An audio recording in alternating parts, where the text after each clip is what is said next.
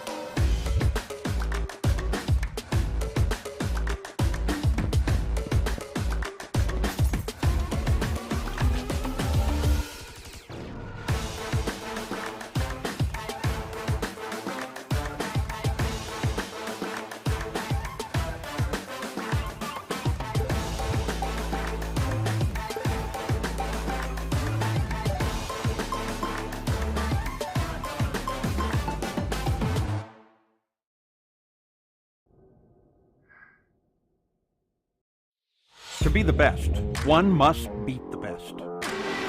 Ovals, road courses, the streets of iconic cities, race after race, the top sim racing IndyCar stars will battle it out. In sim racing, it doesn't get any better than this.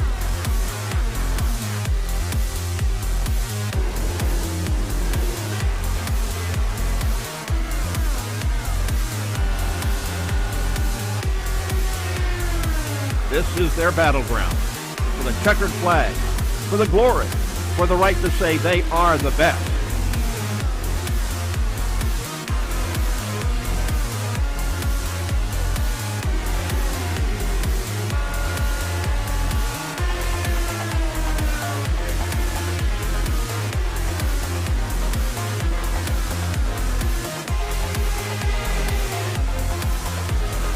The cars and stars of the Lionheart IndyCar Series, presented by ButtKicker, are ready to race.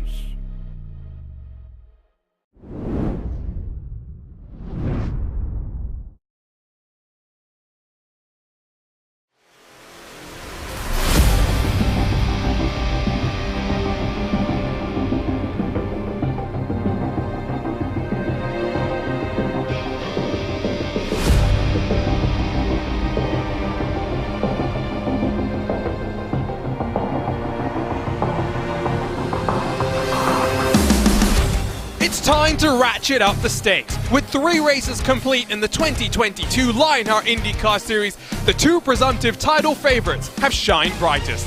Adam Blocker's 18th month streak of top 5 finishes has come to an end, but his quest to make it 5 championships in 5 years might just have met an immovable object. Phil Kraus dazzled as a mid-season entry in 2021, but 2 victories to start 2022 have made his title aspirations well known. Today sees double points and the first Triple Crown stop for the year, a 500-mile grind at the Tricky Triangle. This is Pocono, and this is the ButtKicker Pocono 500 presented by Next Level Racing. Hello everyone and welcome back to RaceSpot TV for coverage of the 2022 Lionheart IndyCar Series. The Lionheart Racing Series is powered by HyperX, makers of premier gaming gear like the legendary ultra-comfortable cloud line of gaming headsets. Whatever you play, however you play, HyperX knows we're all gamers. For more information on HyperX products, visit hyperx.com. 500 miles, the longest race that we've had since our season finale in 2021, and my name is Arjuna Kankipati. Alongside today is not Justin Prince, but the very capable Ewan O'Leary gets to see the fun that we've got in store for us. Let's jump in then to our ButtKicker pre-race show, and Ewan, the one and the only time you've commentated on Lionheart action just happened to be a thriller. A Triple Crown race in the Lionheart Retro Series at the Indianapolis Motor Speedway that saw one of the longest green flags runs of the season. Today, we're hoping for similar sort of green conditions, but the reality is with 500 mile double points and still only 4 races into the season, there's so much on the line, there's so much tension in the air. There certainly is, and of course it's the first of the 3 Triple Crown races in this season as well, which just adds an extra layer to things here all at the same time as well.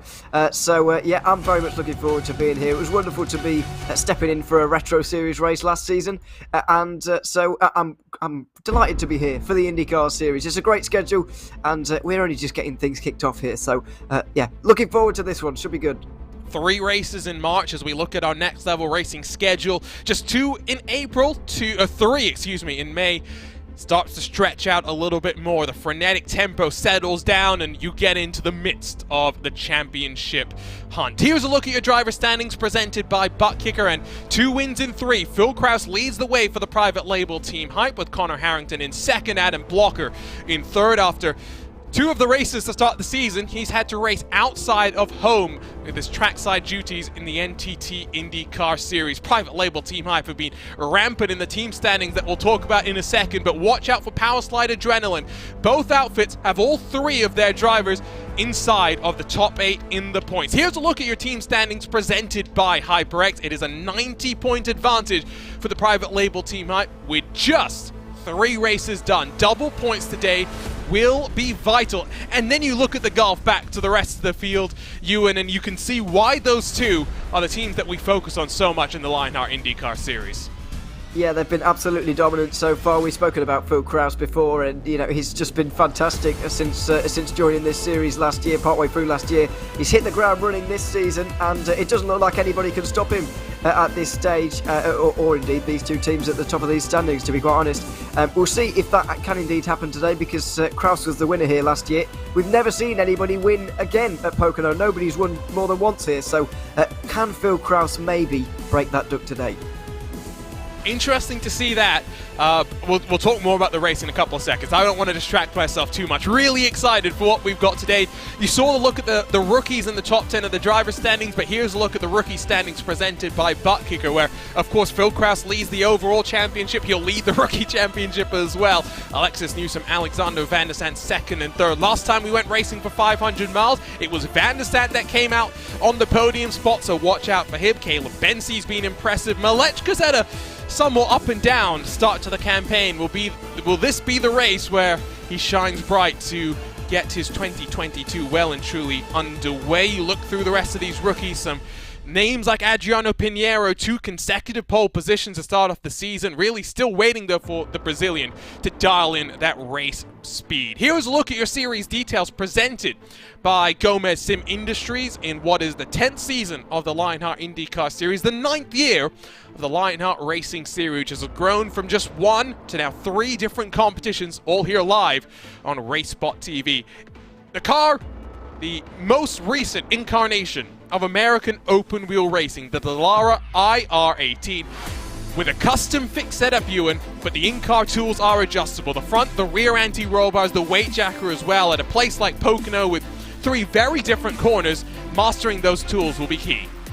Yeah, absolutely. It's not like what we saw at Kentucky a couple of weeks ago, where it's all the same all around. All 3 corners around Pocono are just that little bit different. And of course, you want to play with those little things in car as well, regarding whether you're out front running in clean air or whether you're stuck up behind somebody getting all their dirty air, which is going to make your car very understeery indeed. So you do want to just play with those things a little bit, and the guy who or girl who does that best will be victorious today. But yeah, it's going to be a great race. 500 miles as well is not something to be to shake a stick at either, is it? It's going to be a long race, a long day. Part of it's going to be about survival. and obviously those things will help you do that. But it's going to be a long day. As I say, survival the key. The first of our Triple Crowns as we pay out more than $10,000 in cash and prizes. Remember as well that our series champion wins a Next Level Racing GT Track cockpit as well as a Gomez Sim Industries FPE rim. They're all chasing Adam Blocker. They're all chasing the private label Team Hype as we get set for our 10th race here at the Tricky Triangle as we look into our event details brought to you by Moser Racing. 9 previous trips, 3 races have ended under caution, and we talked about the fact that no driver has been able to win multiple times. More curiously is the fact that pole position is by no means a guaranteed trip down to victory lane. Only once has the victor started on pole position. Only 4 times have they started inside of the top 10. It's a race where lead changes are sometimes tactical. Season 5, the last year with the DW12, saw 27, the most in series history. You look all the way back to Season 1, where just 100 laps, 250 miles, we had 14 cautions. We double that this year, Ewan, and at a place like this, the caution periods are quite lengthy as well. Yeah, absolutely. Hopefully we don't double the caution lengths as well as the laps. That would be good. But yeah, you're right. It's going to be a new thing for everybody, isn't it? Because we've never run 500 miles around here in the IndyCar series before, and so that is just going to make things ever more different. And I think it's going to make that third stat on your screen just there even more likely to continue. Pole only emerging victorious once is even more likely to be the same at the end of today, because there's 500 miles for anybody who's out of position to get back into position. And as you say, it's very easy. Well, I don't say easy, but it's possible to come from the back and get to the front at a circuit like this one, in a race like this one, and over 500 miles. It's going to be even more possible than it was before. Let's talk about this track. On the corner of Long Pond and Andretti Road sits this Tricky Triangle, up high in the Pocono Mountains. Developed in, part to pay tribute to 3 very different speedways, but in the 40-odd years that have passed since, the Pocono Raceway has developed its own legacy, both in the virtual and the real worlds of motorsports. Turn 1, 14 degrees of banking, the most that we've got here, modeled after the Trenton Speedway. Turn 2, 8 degrees, you'll know it as the tunnel turn, modeled after the famed Indianapolis Motor Speedway. And then turn 3, the flattest of them all, the one that's got the most opportunities to run different lines, that's 6 degrees of banking, modeled after the Milwaukee Mile. We're not going to Milwaukee until October 12th in this 2022 Lionheart IndyCar Series, but this is the challenge for today. It's also 2.5 miles, Ewan. We talk about the length of the cautions, but it's a long lap as well. It means that you can play some pit strategy and stay on the lead lap here. Yeah, absolutely. That is one thing we see often when the NASCAR series introduced its stage breaks. What are you going to do then? Because you can actually pit and stay on the lead lap, which is very important. We are going to see a few more people on the lead lap throughout caution periods here today. As opposed to what we saw at Kentucky, where quite a few people ended up on a lap down. It was a relatively short race, but only 12 people ended up on the lead lap by the end of it. We're going to see a lot more, a lot deeper into the race today, and so that does make late race cautions a little bit different as well. If you're towards the front and you want to take some tyres, then you're going to have to come through more cars, likely, if you actually do take tyres and go to the back of the field. So that might play on the minds of a few as we get into some of these caution periods, and these guys are deciding whether to come in or not. First thing you'll note about the track, it looks cold. It looks overcast. How will that play into the tyres? We'll talk about that more later. Currently, though, it's Jason Brophy that's looking on course for a pole position. Brian Beard jumps his way up into second. Malechka Pinheiro sit third and fourth. That's it stands right now. 90 seconds left in qualifying. The way it works, you get the track to yourself. All 2.5 miles, but 5 minutes are on the clock. You get 2 opportunities to go fast, and when it comes to an oval, you always look at the margin. 1/10 of a second splits the top 30 here. Yeah, and it's no real surprise. We see this all the time in IndyCar, especially around the ovals. The margins are so fine. One tiny mistake, we're not even talking proper big mistakes like hitting the wall or anything like that. One slight misjudgment, we're talking a few degrees of steering angle, and you can be that can be the difference between pole and second position, as we've seen at the front of the minute. Only 0.05 of a second separating Brophy and Beard right now, and so it's setting the tone certainly for this race, the field is going to stay very, very close together, as it always does, as it always seems to when IndyCar come to race at Pocono. Of course, been a couple of years since Pocono has rolled out open-wheel machinery. The last couple of years and last couple of races that you remember here in the NTT IndyCar Series, huge accidents, including the one, of course, that saw Robert Wickens take significant injuries, but from there he has bounced his way back into the cockpit of a real car. We'll talk more about that through the 500 miles that lie ahead of us. It's time, though, to go trackside for the 4th time this season. We're ready to go racing for your ButtKicker Pocono 500.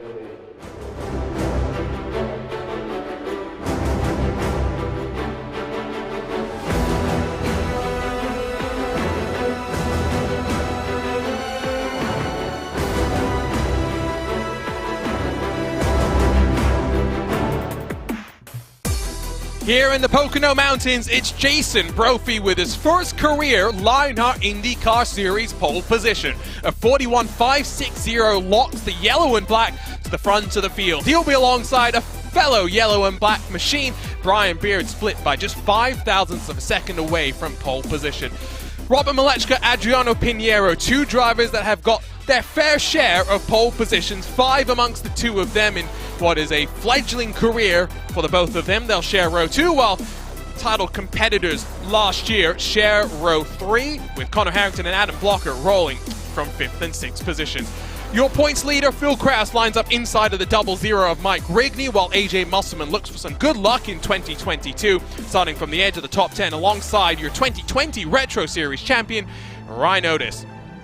Alexander Van der Sant knows what it takes to go fast in a fuel mileage race, but he'll roll off in 11th alongside Caleb Bensi in the 29. Alexis Newsom, your 2021 Speedway Series champion, inside of the Iowa native Tony Schowen. Chris Fowler and Kite Bommersbach share row 8, while Joe Branch and Matt Taylor complete the top 18. Rounding out the top 20, it's Brian Carey and Ron Hacker. The Candyman and Matt Houston share row 11, while RaceSpot's own Andrew Kinsella's got plenty of work to do, rolling from 23rd alongside Bradley Sexton in 24th. Watch for Kinsella, used fuel mileage last time here at Pocono to emerge in 2nd. Paul Jenkins, Michael O'Brien share row 13, while row 14 sees Tyler Groff and Joshua Chin line up alongside one another.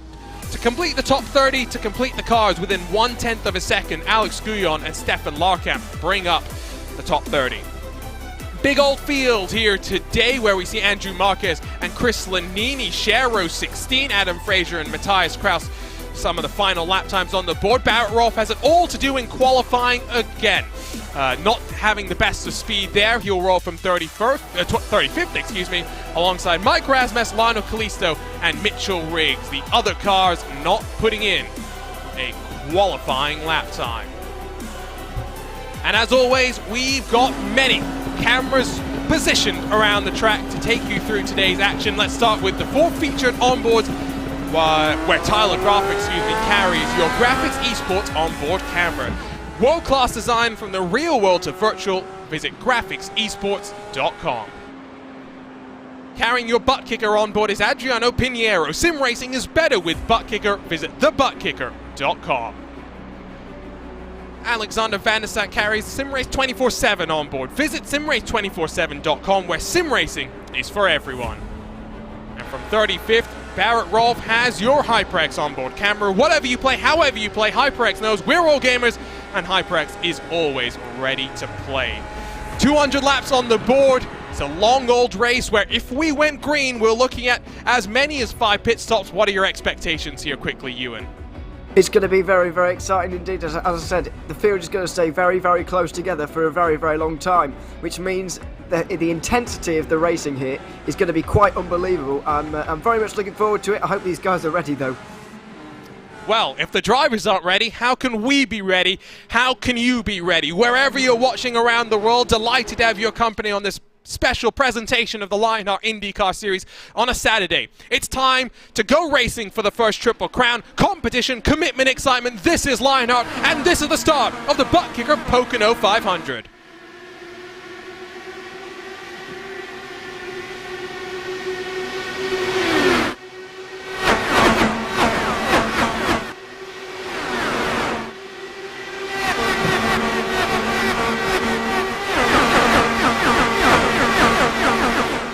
Nice clean start, a lot better than what we had at Indianapolis last year, where through turn 1, chaos erupted. Leading the way, though, is Connor Harrington. He's gone and past his private label teammate of Jason Brophy. They're all scrambling for some track position. They're all scrambling for some clean air. As we finish lap number 1, it's a private label team hype 1 and 2.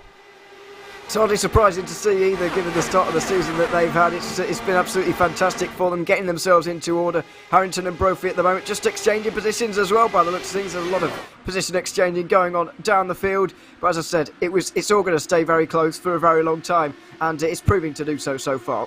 Look at Alexis Newsom around the outside, loses the spot to Alexander Van der Sant, but gains a spot on Pinheiro, who's been absolutely mugged on the start. 8 positions lost for the Brazilian in that 56 car. Remember, 2 pole positions to start off the campaign. Has been struggling in the race, working by himself as an independent driver. Here's a look at Joe Branch in 17th spot, looking down low, rolling through turn 3. You can see this pockets of side-by-side activities further down through the field, but it's clear that at the front they want to stay single file. They want to swap amongst the leaders. Swap drafting, what we see at Indianapolis, it's already paying a bit of dividends. The top 4 running away. Brian Beard now 1.3 seconds behind your leader. Yeah, almost every straight here, Harrington and Brophy just swapping places into the corners. No contest between them at all. But just believing that is going to be the fastest way for them to get around here at the moment. It seems to be that is the case. A couple of different lines being explored as well through the final couple of corners. But yeah, through into turn 1, they exchange places, and then into turn 2, they just do it all over again. It's going to continue on like that, you'd imagine. Rinse and repeat. Van der Sant's looking very, very feisty to start this race off. Newsom has gone and passed Rigney. The purple and white continues to try and search for a way around. Remember, the most banking through the 3 corners here at Pocono is through turn 1, so you might see a couple of cars trying to ramp up off of the corner. See how it plays out. Of the 38 cars that started, they're now split by about 8.5 seconds. A pretty big separation, I think, through the entire field here. Does show that clean air is going to be vitally important through the course of the day. Yeah, it is, but then again, it's just a case of... Oh, we've got trouble out of turn 3, excuse me. It's Ron Hacker, and the caution flies for the first time today. In our first Triple Crown of the season, turn 3 proving to be a trouble spot. We did hear from some of the drivers pre-race that they were a little concerned about understeer through turns 2 and turns 3, but we'll get another look at what happened here. We've cycled back to the start of this previous lap, so we'll get a good indication of what Ron Hacker was in terms of the fight that he was having to put up with. You've got Tyler Groff behind him, Paul Jenkins in front of him. You can see a car spit itself down low, well and truly in the hornet's nest. Yeah, absolutely. I think he was definitely side by side with someone. I just think, is it a case of, was there contact, or was it just the adjustment of the line that set him off course is the question here, really. So we'll wait and find out. It's going to take a sort of middle-ish line through the final couple of corners and maybe get clipped here. Yeah, there it is. A slight clip, and he goes around into... I think he made contact with the wall as well, unfortunately, so a little bit hard to tell. But yes, contact made, definitely. So here's a look from up above. It's Tyler Groff going around the outside, which really means Hacker's got nowhere to go, and Josh Chin is the one that pinches him, and you're right, loser the front wing, definitely bangs up that suspension as well, and as a result, he has to take the tow back to pit lane now. Do we see any takers for pit road this time around as they catch up to the pace car? Remember, we are looking at maybe a 30 to 35 lap fuel window, somewhat similar to what we have at Indianapolis. I think if you're at the front of the field, there's no way you come down. If you're at the back, maybe you gamble. Yeah, if you're last, yeah. but like, yeah, if you some of these guys up towards the front, 6 laps in, 5 laps in, or wherever we were, it's way too early for this stage. And as I mentioned earlier on, everybody's on the lead lap at this point. You're going to come out in about 30th place or something. So, you know, it's going to be, it's too far back. You don't want to be running back there when you're in a position like Harrington and Brophy and Maretska have found themselves in, etc. So you're right. Those guys down the back of the field, maybe it'd be worth topping off, but it'd be nothing more than that, and wouldn't expect to see any of the top 10 and probably not the top 20 either. Is Van der Sant peeling his way off? No, I think he is. Now, he's clearly got the pace in his car, feels comfortable trying to get the passes done. And you can see from about 10th on backwards, a bit of indecision. Van der Sant followed in by Schauwen, Kinsella, Carey, so a power slide quartet there. Josh Chin comes in, O'Brien, Sexton, Marquez, Kraus, Frazier, Lanini. Looks like just under half the field has elected to come down and pit. We've got 23 cars that have elected to stay out there. Yeah, that's more than I was expecting, I have to say.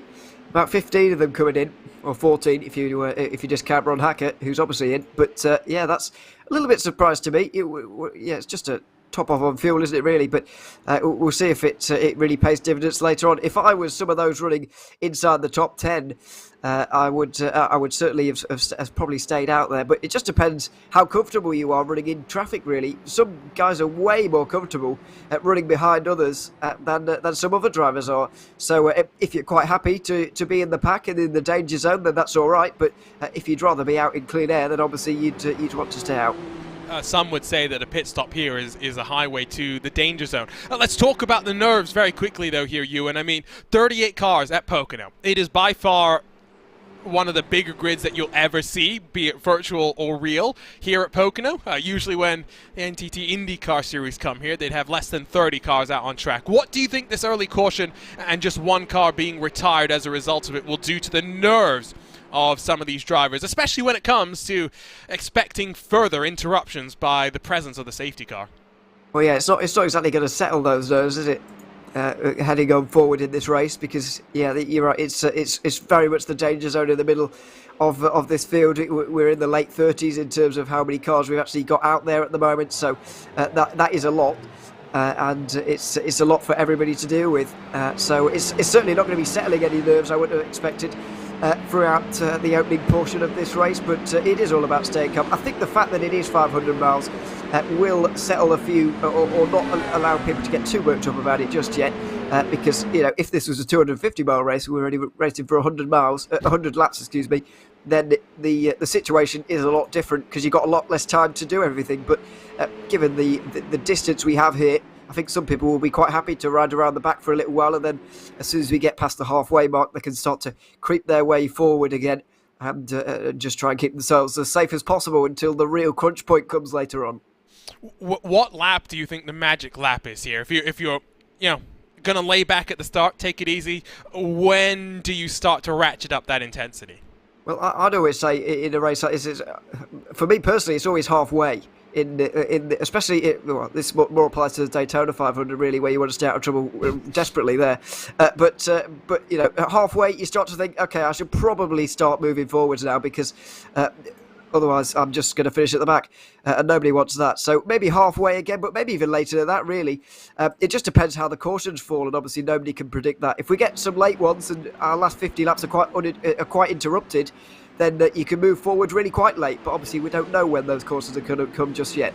It's very different to a Daytona 500. I'm not just trying to throw you under the bus, but if you're lost at Daytona, you could still win. If you're lost here at Pocono coming to the white flag, kiss your sweet dreams goodbye, baby prince, because you're not winning the race. It's as simple as that. The first interruption has come and gone. A couple of laps under cautions. Have the heart rate settled? Have the nerves settled as well?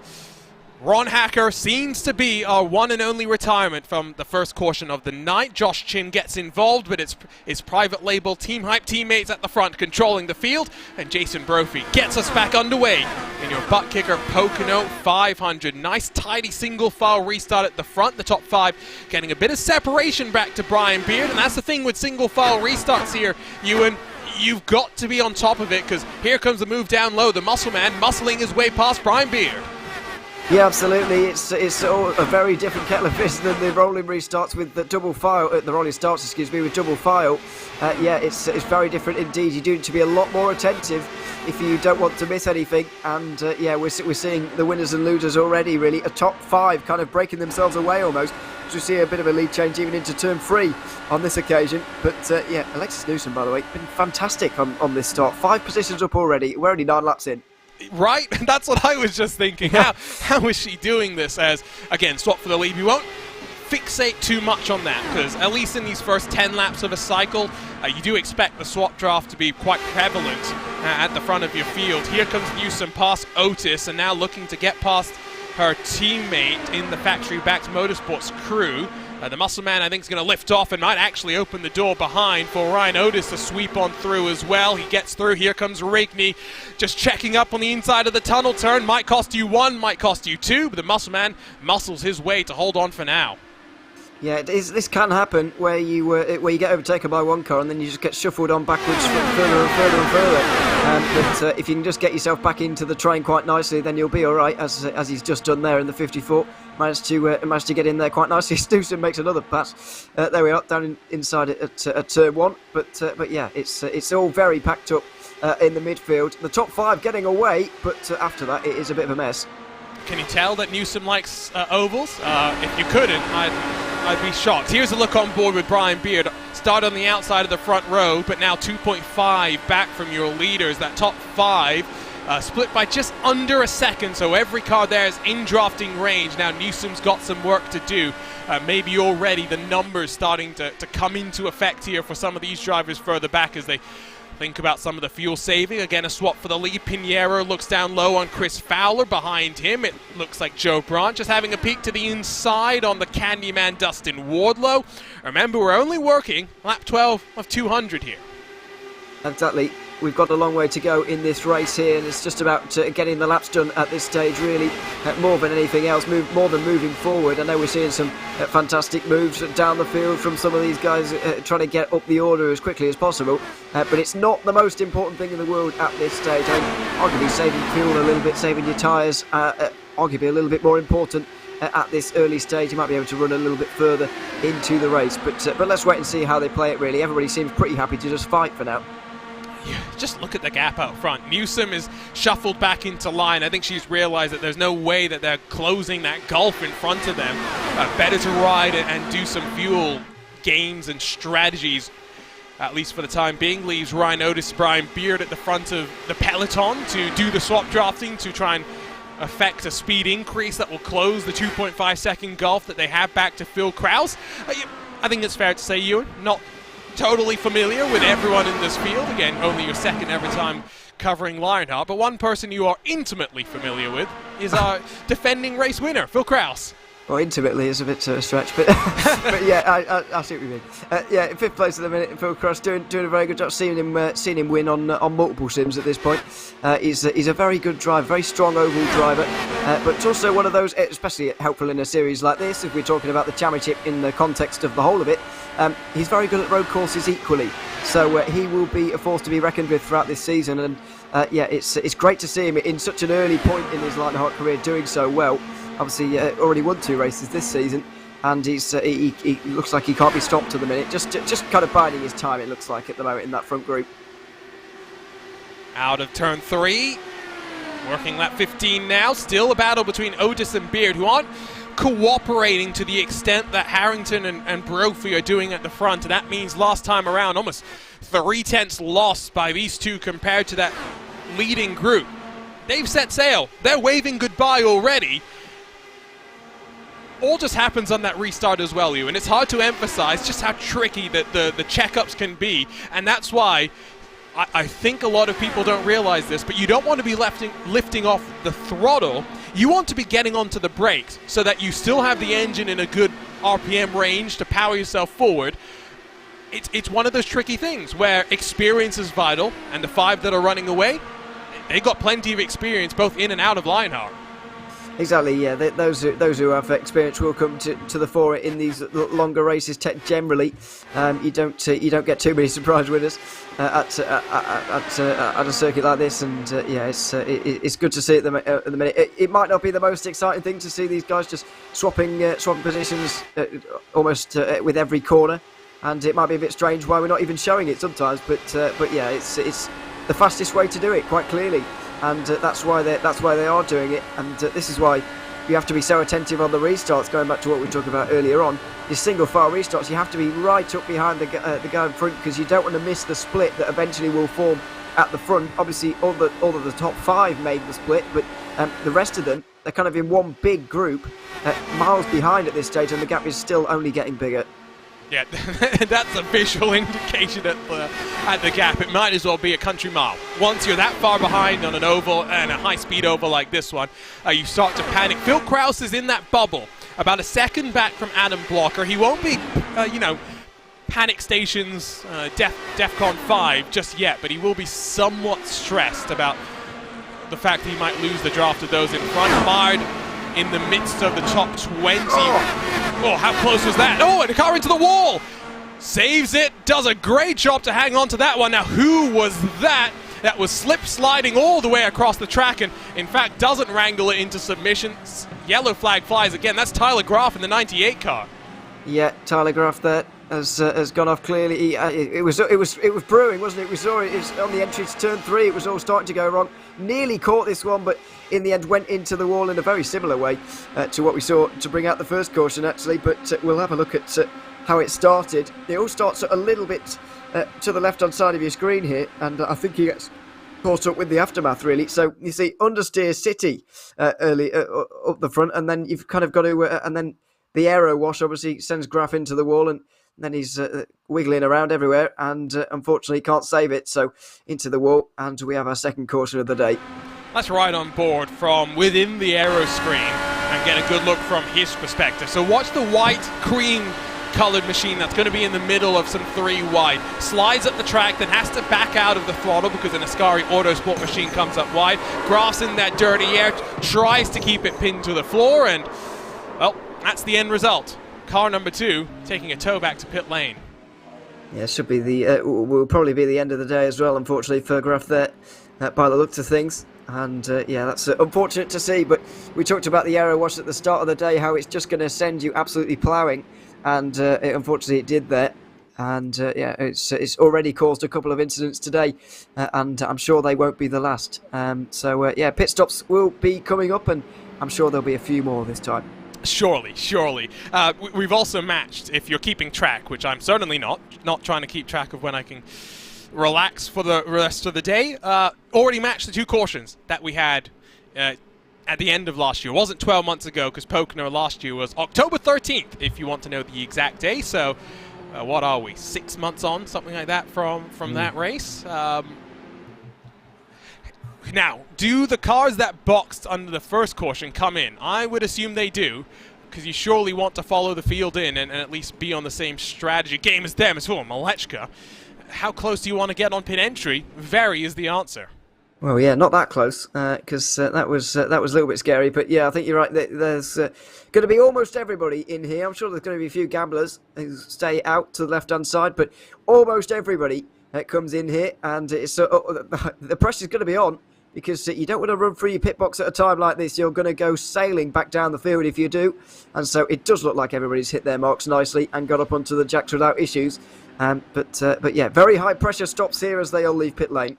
Now, do remember, Ewan's talking about sliding through the box. Let's not de-emphasize just how hard it is to make it in. Let's not trivialize it. It's stripped the downforce off these cars. You lose braking performance as well. So you look back to the 2021 Indianapolis 500. We saw Stefan Wilson, one of 3, I think, cars that had issues braking onto pit lane. So let's not trivialize it by any means. Jason Brophy wins the race off of pit road. Blocker in front of his teammate Malechka. We do have 6 cars that have elected to gamble. Paul Jenkins has not boxed at all this race yet, so he's maybe 15 laps away from owing us a pit stop. Andrew Kinsella, Tony Schowen, Alexander Van der Sent, Michael O'Brien, and Brian Carey, the cars that pitted last time around that have stayed out there. With the exception of O'Brien, those are all Powerslide Motorsports cars, so clearly they've got something in mind here. Yeah, I don't mind this call at all, actually, from that top 6. Maybe you could question Paul Jenkins a little bit, since he hasn't pitted at all yet. But certainly those who pitted under the first of the cautions tonight, it's certainly an understandable decision to stay out here once more. Because for me, if you're getting off strategy like they did by pitting so early in this race, you know, why not use the opportunity that's just been given to you to get our strategy even more and get some track position out of this now, because this could change the face of the race from here. We could see a long green flag run with them constantly cycling back to the front of the field with them in the lead. So you never know what's going to happen, do you? So it's worth taking the opportunity that's just been presented to them, in my opinion. So I don't mind this call at all from those top 6. So I don't blame you. Sorry, Oh, no. I'm giggling more just because I'm in a private Discord where Mr. Malechka has elected to jump in and tell me how bored he is, which is why you see him pulling left so he doesn't run into the back of his teammate. And he's right. The other thing is it's become a fuel mileage game from here. You can make it comfortably from this point on. The drivers that are not so comfortable are the guys that haven't come down pit lane. So I'll put to you that the reality is we're getting another caution. I mean, let's not beat around the bush. The timing of that caution will play vital. And if you're Brophy on back, the 5 that started to run away, surely you're hoping to leapfrog your way to the front. It's a good chance for us to figure out how important tires are going to be here. We haven't really talked about the weather. Let's do that right now. It is warm. It is blisteringly warm. 28 in the air, 49 on the track itself. Tires aren't going to be happy here. No, they're not going to be happy, and we're going to see, we could both see the effects of that coming forward with those who are up front right now. But we mentioned about these fast-running cars so far in this race, like Brophy, Harrington, Blocker and Malechka, for example. How are they going to run in traffic? They're very quick on their own in clean air, but how quick are they in traffic? That's what we're about to find out as well. So we'll have more clues to who might win this race in the next 10 laps or so, with regards to how easily some of those make their way through the order, or indeed how difficult they find it. Watch the concertina here. This is something I think caught out Brian Beard on our previous restart about 15 odd laps ago. Look at the gaps that they're leaving. This is where you make sure you don't get completely jumped. And Blocker has already got to the inside of Connor Harrington. There's the stack up. He's got to slot back into line. If you pass to the inside before you reach the start-finish line, that's an automatic iRacing black flag. But look at how racy they're getting back in the pack. 4 wide, Pinheiro in the middle. Yeah, unfortunately, Lexus Newsom did not get off to a good start, I'm afraid. Now she's getting absolutely swamped by everybody. Look at this. This is an angry pack of wolves almost, isn't it? Because they've all got new tyres. They've all got the ambition to get up places. They've all got a lot of places just up in front of them as well. So everybody is very racy back here now, and it's a very dangerous place to be. Yeah, I don't want to be here. I do not want to be here at all. Caleb Bensi, I think, gets slightly hung out to dry, but I think that was the muscle man. He gets it back under control. Across the line, look at the snake. Just look at that snake as they work their way towards turn 1. Kinsella has got in front of Paul Jenkins, so it's now a power slide 1-2. Kinsella and Shawan at the front. Blocker is going side by side with Brophy. Malechka has already gotten past Jason Brophy, struggling on the start. The pole man down in net 3rd position. Yeah, this is exactly what I meant by those who are going to struggle to get through in traffic. It's all well and good being very quick in the clean air, but how well can you get through the traffic? And Malechka looks absolutely unbelievable in the traffic at the moment. He's got past Harrington as well, and now he's got the top 6 who stayed out under that last caution right up in front of him in his sights. Look at that great shot from up above, the different lines that are being taken, and the actions further back in the pack, don't get me wrong, but up front's where we need to focus right now. Blocker and Brophy, again, side by side into one, where you'd expect the outside to ramp off of the corner just that little bit better, so Blocker slides back into line for now. But here's Malechka. He's got that car fired off the start. He's got the tools into the right window that he wants it to be. It's now a power slide 1, 2, and 3. Could be a 1, 2, 3, 4 if Paul Jenkins gets past here. Yeah, and this is very telling for Malechka, really, because it opens up his options for later on in the day. If there's some late cautions and there's the opportunity for him to come in for some new tyres, but he's umming and ahhing about being in traffic, then he'll think, well, I can actually get through this traffic because my car is fantastic in the dirty air, as he's proving to us all right now. He's in 3rd. His nearest rivals for this race who pitted with him are 7th, 8th, 9th, it's a long way back. So he's in a great place, and he's opened up his options for later on in the day. Don't even know where to look right now. Blocker and Brophy again side by side, as inside given to Brophy through the tunnel turn might actually actually benefit Blocker slightly, but Carey's older tyres just not gripping up at all, and Blocker now opens the door for Kraus to have a look down low. Your two title favourites side by side through turn 3. Kraus throws a bit of slide job, runs himself up the track, gets in front of Blocker for a moment. Blocker fights back as looks like Malechka's looking now to get up into second spot. That car is a rocket ship and now leads this race. Yeah, making it look very, very easy down low as well at turn number 1, which is not easy to do at all. Excuse me. Kinsella's going to try and fall in here with Malechka and try and get away from the rest. But yeah, these guys back here are fighting very hard indeed, almost needlessly so. But it is very entertaining at the minute to watch. That was Phil Kraus leaving as little margin as he could, as now they're past the Canadian Brian Carey, who will be the furthest car down in terms of those that have yet to come down and pit. He is being swarmed, the opposite of what Malechka's going through, as Fowler will duck down to his inside and then have to slot back into line. If this is what we're in for at the end of the race, a 10-lap to go restart with mixed tyre strategies, I think there's lots of valuable data that these drivers will be taking away. Yeah, absolutely.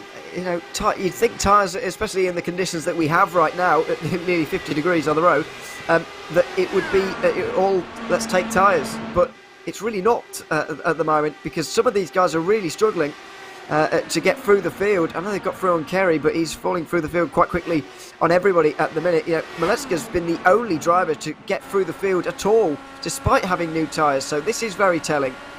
Here comes Taylor with a good run on the Brazilian Adriano Pinheiro. In front of him, the pink and black of Caleb Bensi tries to effect a move on your 2021 Lionheart Speedway Series champion Alexis Newsom, who holds on to that spot for now. Another car that's not enjoyed a great restart. Let's focus up front for a moment. There's Paul Jenkins getting bodied through the tunnel turn by Jason Brophy and then Phil Kraus very shortly. But you see at the front, Kinsella's doing as best as he can to just hold. He's not swapping like we've seen from the other cars. The tires are too worn to let that happen. But he's keeping Malechka in the drafting range. He's allowing Tony Schowen, Alexander Van der Sant to follow as well. This is a good team strategy.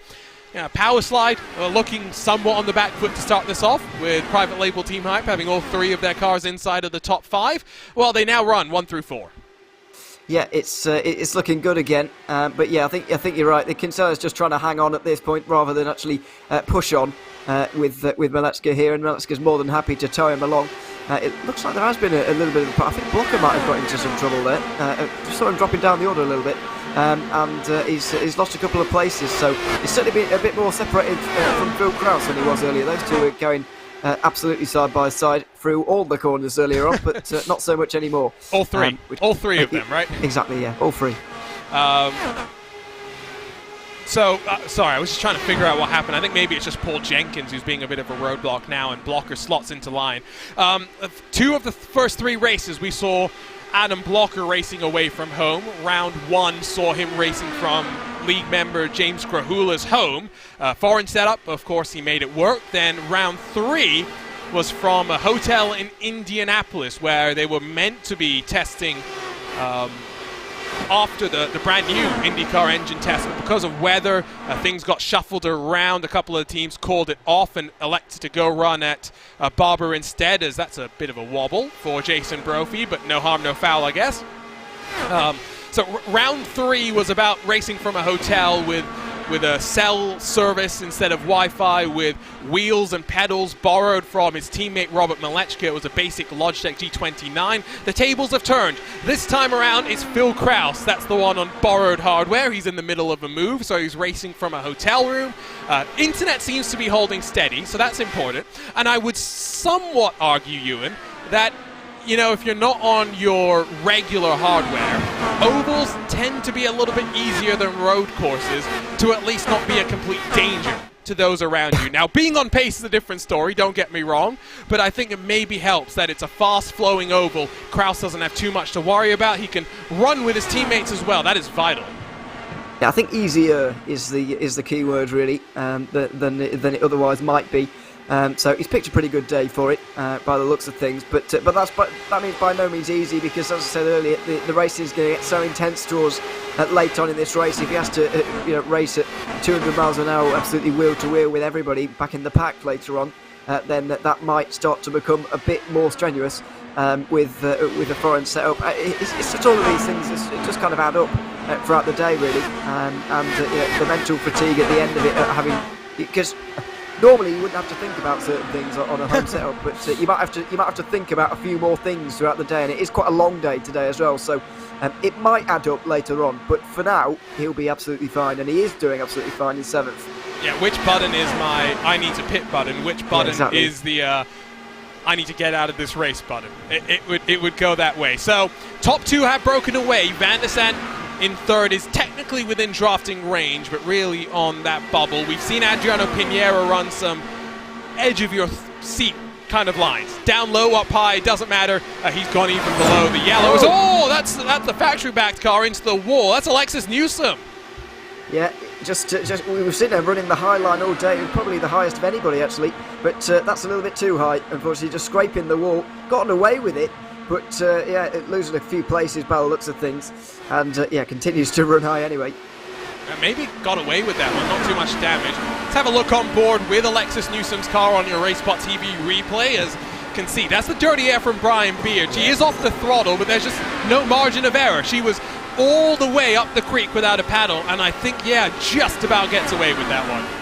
Well, yeah, I think so. We'll wait and see over the next few laps whether she starts dropping like a stone here, but it looks like that car is up to speed once more, and it looks all right. So got away with one there, but you certainly don't want to be running or rubbing the wall too many more times. And of course, it's one of the dangers of running up high. If the guy in front of you suddenly starts doing it, then you're in big trouble because of the aero wash that we've talked about. Here's Josh Chin. Mired in the pack, 23rd for him as his teammates squabble amongst 5th, 6th and 7th. So Jason Brophy 1.2 back from Tony Schau and now regains the lead of this peloton. Not the leading car on strategy, that does go the way of Malechka. And I think what we're seeing is, we got that word, right? That 180 laps to go. You're good without having to save from there. So there was no major strategy games that were going on. Malechka clearly realizes that, doesn't want to have to save fuel, wants to try and build a buffer, wants to try and build an advantage. Two different sides of the coins, 2 different sides of the strategy game. The reality is, we won't know which one is better until we get to the end of the 500 miles here. Well, that's the beauty of it, isn't it, really? It's all the different strategies and how you get to the end of the race. It's all very different, but it's certainly going to be interesting. We can't actually be that far away from seeing the likes of Kinsella and Van der Sant into the pit lane, because they came in on lap 6 last time, and it's about 37 now, so we can't be too far away from seeing them into the pit lane, and that's when this race really is going to get interesting with the split strategies and so on. They are going to stay on the lead lap at least, which is different to some other ovals or most other ovals, but where are they going to be? Are we going to see a green flag run long enough to see them back up the front, or indeed are they going to cycle back up to the front? All these questions are yet to be answered. Now Matt Houston from Team Race First has come down to pit lane. I'm not sure what's happened to him, but I have the feeling that he's run into a wall, because it's the only sane explanation as we get this wonderful look from up above. One thing that I didn't really mention earlier is Bensi and Taylor side by side. It's about as close as we want to go through the tunnel turn. Paul Jenkins comes in as expected, but when you look from up above, you see this mess of access roads and various configurations that line the infield here. There are 44 different road configurations at the Pocono Raceway, and there's enough configurations that you could run multiple events at this facility without them running into one another on the many different layouts. I love that flexibility, although let's be real, you're not running multiple races, you're running multiple track day sort of things. Yes, but although it'd be fun to run multiple races, I suppose, isn't it? But they're not going to do that.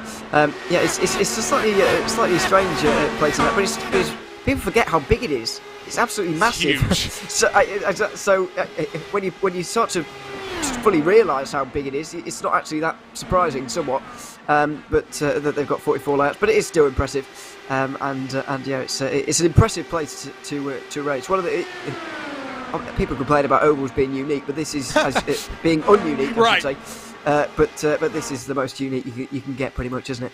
It doesn't get more unique than Pocono. That is for sure. Let's grab a look at what happened to that Team Race First car and Matt Houston. So he's got Joe Branch behind him into turn 3. Now he sends it deep. He sends it deep. It's going into the wall. It's going to the wall. And at least this time he doesn't bounce back. The question really will be, how much understeer did he get? How aggressive was he just trying to clear himself of Joe Branch? Here's a look from the onboard camera.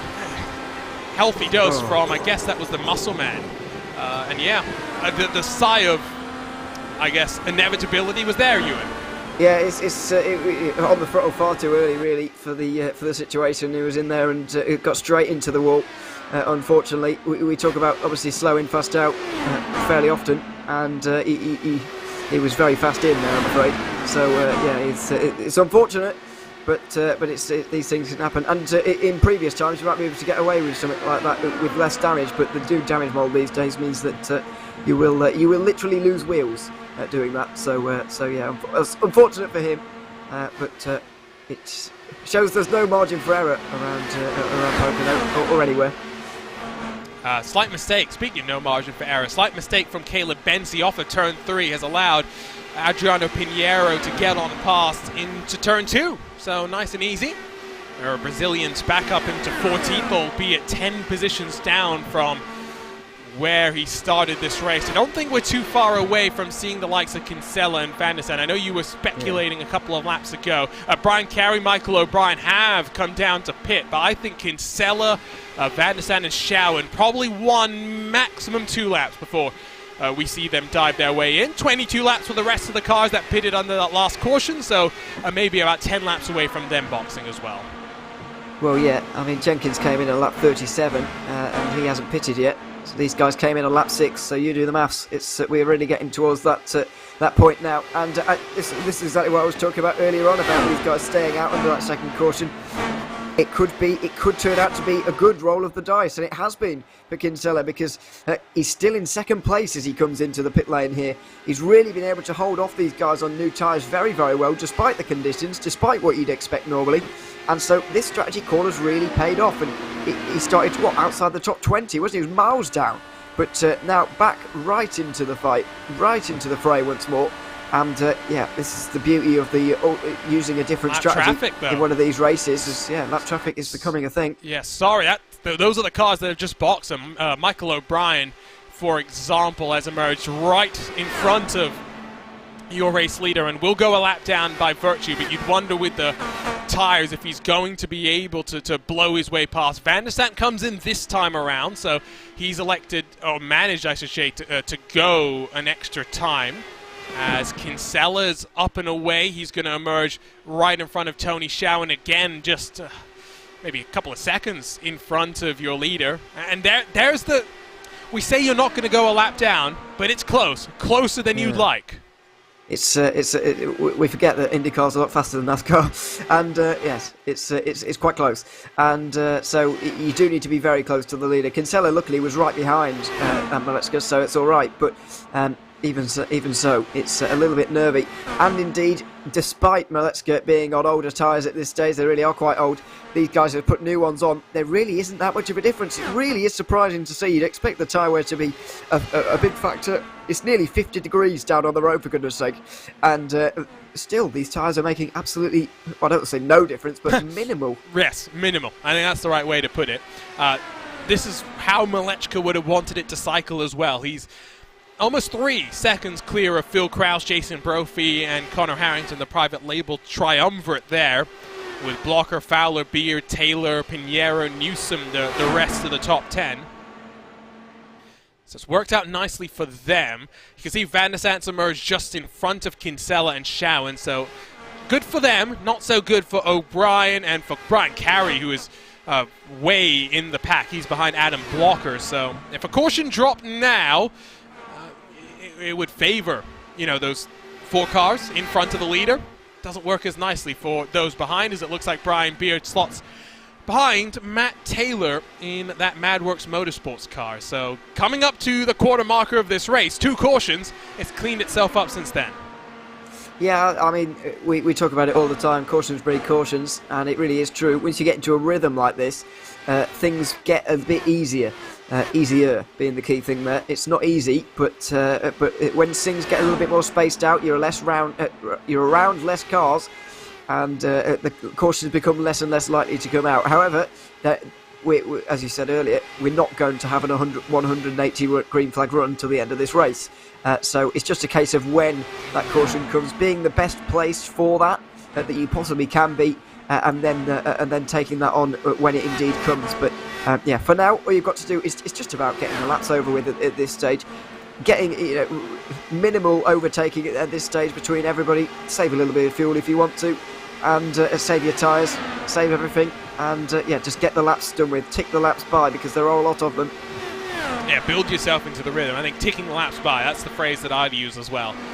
Just so crucial at this juncture of the race. Left side of the screen, you can see the team logos, you can see the gaps as well. So if you want a handy way to pick up who's working with who, that's a good indication. If you see that Lionheart Racing Series logo, do remember some independents not necessarily going to be working with one another. Here comes Matthias Kraus to the inside of Stefan Larkamp in the Alkintech NHR Esports machine. Now, Kraus working all by himself for Crescent Motorsports, sees Joe Brancher, series veteran, behind him. Matthias Kraus, of course, now just 4 races into his very young Lionheart IndyCar Series career. Average finish outside of the top 30. His best finish came in 2021. 18th in our season finale, again at a 500-mile race. It's one of those type of races where you survive to get to the end. It's as simple as that. As looks like Adriano Pinheiro, maybe it was Alexis Newsom, excuse me, has maybe just the timing screen playing a couple of lies. Looks like all still in order for the time being. As I've completely lost my train of thought. Ewan, anything interesting from your perspective? Well, it is that stage of the race where you're likely to do that, and you said train of thought, but there's not many trains out there at the moment at all, are there? It's all single file or twos or threes or whatever. It's not like what we saw in the opening part of this race, where it was absolute chaos, and there were battles going on absolutely everywhere. It's really single filed out now, and you'd expect to see that. I was almost surprised at the pace we started this race at, to find ourselves with 2 cautions straight away. Obviously, in retrospect, it maybe wasn't that surprising, but now it is much more like what I'd expect from the first half of this race. People running where they are, people being fairly happy with where they are, because as we've seen, it's very difficult to bridge these gaps on your own when people are working in pairs and whatever, or threes. When you're working on your own, it's very difficult to get anywhere, really. So why bother? You might as well stay in your little groups. Officially, of a quarter of the race is in the books, as the private label grouping might just be split up here, as Blocker's going to do the slide job through turn 1. Outside line not getting that opportunity to bank itself off the corner. Now, these cars are about 1.6 away from Jason Brophy, Phil Kraus, who have closed on Malechka. The gap at one point, almost 3 full seconds, has been cut in half, 1.5 last time across the line.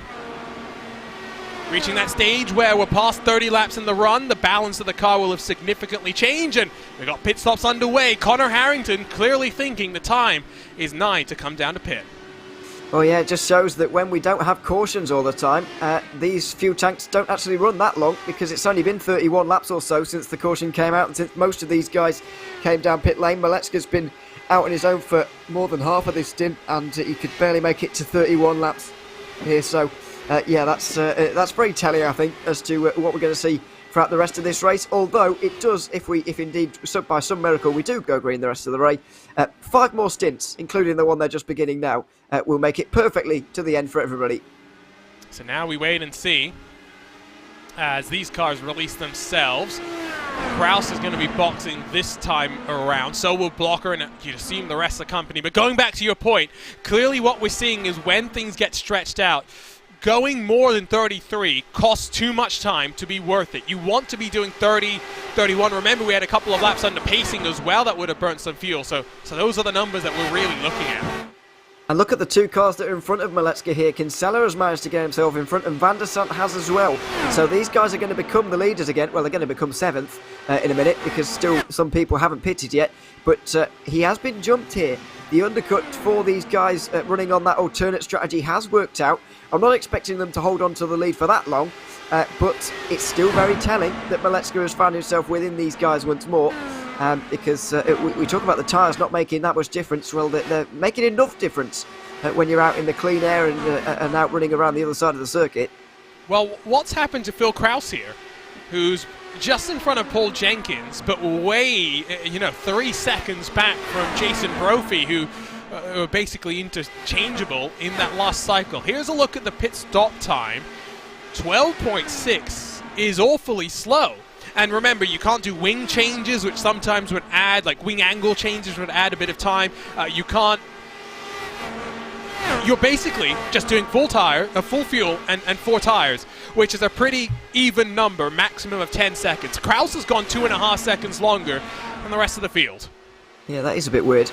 But the only thing I can think of is not responding to the thing being lifted up, whatever it's called. But why would that happen? Why would he not be concentrating in a 10-second pit stop? So I've got no explanation at all for that. But he'll be disappointed that that is the case anyway, whatever it is.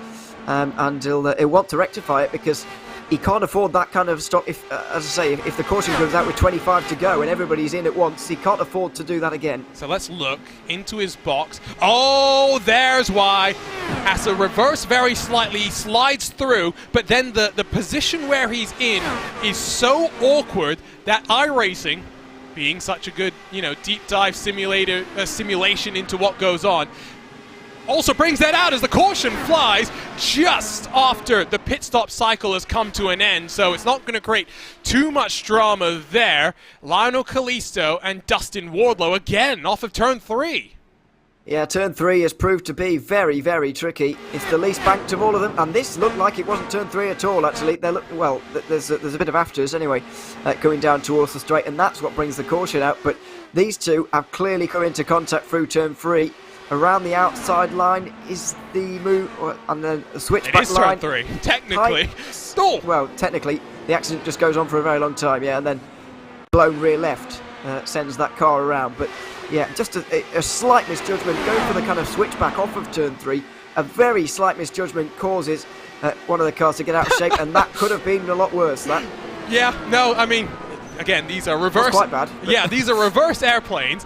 I've seen a lot weirder things when it comes to cars up in the air, especially here at Pocono in the real world. We mentioned Robert Wickens' horrific accident earlier. Similar sort of airtime initially for Lionel Callisto, but we'll stop gratuitously looking at the incident there. We'll slow it down again. 3rd time today. Caution flies. And what do you do now? Because those who got themselves off strategy after at a seemingly inopportune moment last time really benefited throughout those last 30 laps or so. So I just wonder if a few of these guys will be thinking, well, these guys who got off strategy last time have been working out pretty well for themselves, so why don't I have a little trip down pit lane here? I know we've only just come in, but it might be worth a go. It is even shorter this time than it was last time, so we might not even see anybody this time, but let's see. Well, you can see Van der Sant is coming down to pit lane, and I think those who pitted off-cycle last time, it would behoove you, surely, to come in and maybe try and at least get back onto cycle. It doesn't look like anyone at the front is diving in. Blocker is indicating and fakes out. Paul Jenkins, though, decides that he doesn't want to pit. Remember, he was one of those off-cycle cars. I say never trust a commentator's maths. I say never trust a commentator's strategy. If Paul Jenkins has done that, maybe he's not totally out of left field, because there are a couple more cars that are boxing too. Yeah, he's been out there for nearly 20 laps, let's not forget, so it's not exactly like he pitted 2 minutes ago. He's been nearly 20 laps. If we'd had a 20-lap green flag run, as we did, everybody came in, so I think it's very sensible from him to do that. But yeah, only a few in on this occasion, which is not particularly surprising to see. But then again, we are going to kind of get a reshuffle here, and I don't think Kinsella and Van der Sant will be too disappointed that the field has been closed up again, because everybody's finding it hard to overtake around here. So they'll feel pretty confident that they can hold on to those places further up the order. Just trying to look through. Again, started with 38. Ron Hacker retired in the first caution where he got tangled up with Joshua Chin. Caution 2 was Tyler Graf by himself, just getting a face full of aero wash and up into the wall. This third caution was between Kalisto and Wardlow, so you'd think 4 cars would be retired, but I think we might have a couple more. Bomber's back in that 37 for Ascaria Autosport. Is 11 laps down. Not sure if we missed what happened to him. Alexis Newsom, well, apparently that damage from the wall tap seems to have been terminal, because she's been parked now for upwards of 3 minutes after boxing in this cycle, has not emerged back out onto track. So another victim claim there. Brian Beard, Ryan Otis, and Matt Houston all not on the lead lap. Again, you'd have to assume wall taps there. We did see what happened to that 66 machine. Yes, we did. I was just remembering there was one car that went into the wall and had 3 wheels on without even bringing out a caution. So that would be the cause of one of those as well. But I can't remember who it was. So yeah, there's been a few at this point. There's been a few retirements. Yeah, we're not going to get to the end of the race with everybody. There's no doubt about that. It's a tricky racetrack, and there's no margin for error, as we've already talked about. So any small mistakes are going to end up in retirements, and we're going to see quite a few of them by the end of today. It's tricky, but it's not the best track in the world. Ewan, what's that one? Bathurst. Come on! Clearly Lewis McLeod is paying you too much. Well, quite a bit. But clip it! Somebody clip it. For those out of the loop, Lewis McLeod and myself have. Should we call it a flame war at this point? Because it's just it is an eternal argument. Eternal, and I think you can't call it an argument, because an argument usually leads to resolution, whereas neither of us intend to resolve this debate. Yeah, the Nordschleife is clearly the best track in the world. Close second is the Indianapolis Motor Speedway. Close third is Road Atlanta, and then fourth is Bathurst. Oh my. That sentence got worse as you went on, actually. It got better as I went on. more truthful. Yeah, I know, because you ended with Bathurst at the best, so yeah. Oh, I got you there, yeah. No, you didn't. But I like the games that we're playing right now. Third caution here, though, in your ButtKicker Pocono 500, presented by Next Level Racing. It started as a 1, 2, 3 at times for the private label Team Hype, but it's a 1, 2, and 3 for Powerslide Motorsports. We've still got split strategies going on right now, but the lights are off on your iRacing pace car. Back to green with 58 laps in the books. Robert Malechka leads the way as he holds the field up, punches the throttle, and we're back underway. Already you can see the effects of the stack-ups cars popping out of line. It's nice and tidy inside the top 20. You've got to dive to the inside by one of the Alcantech NHR Esports machines. Here comes Blocker on his teammate Tony Showen.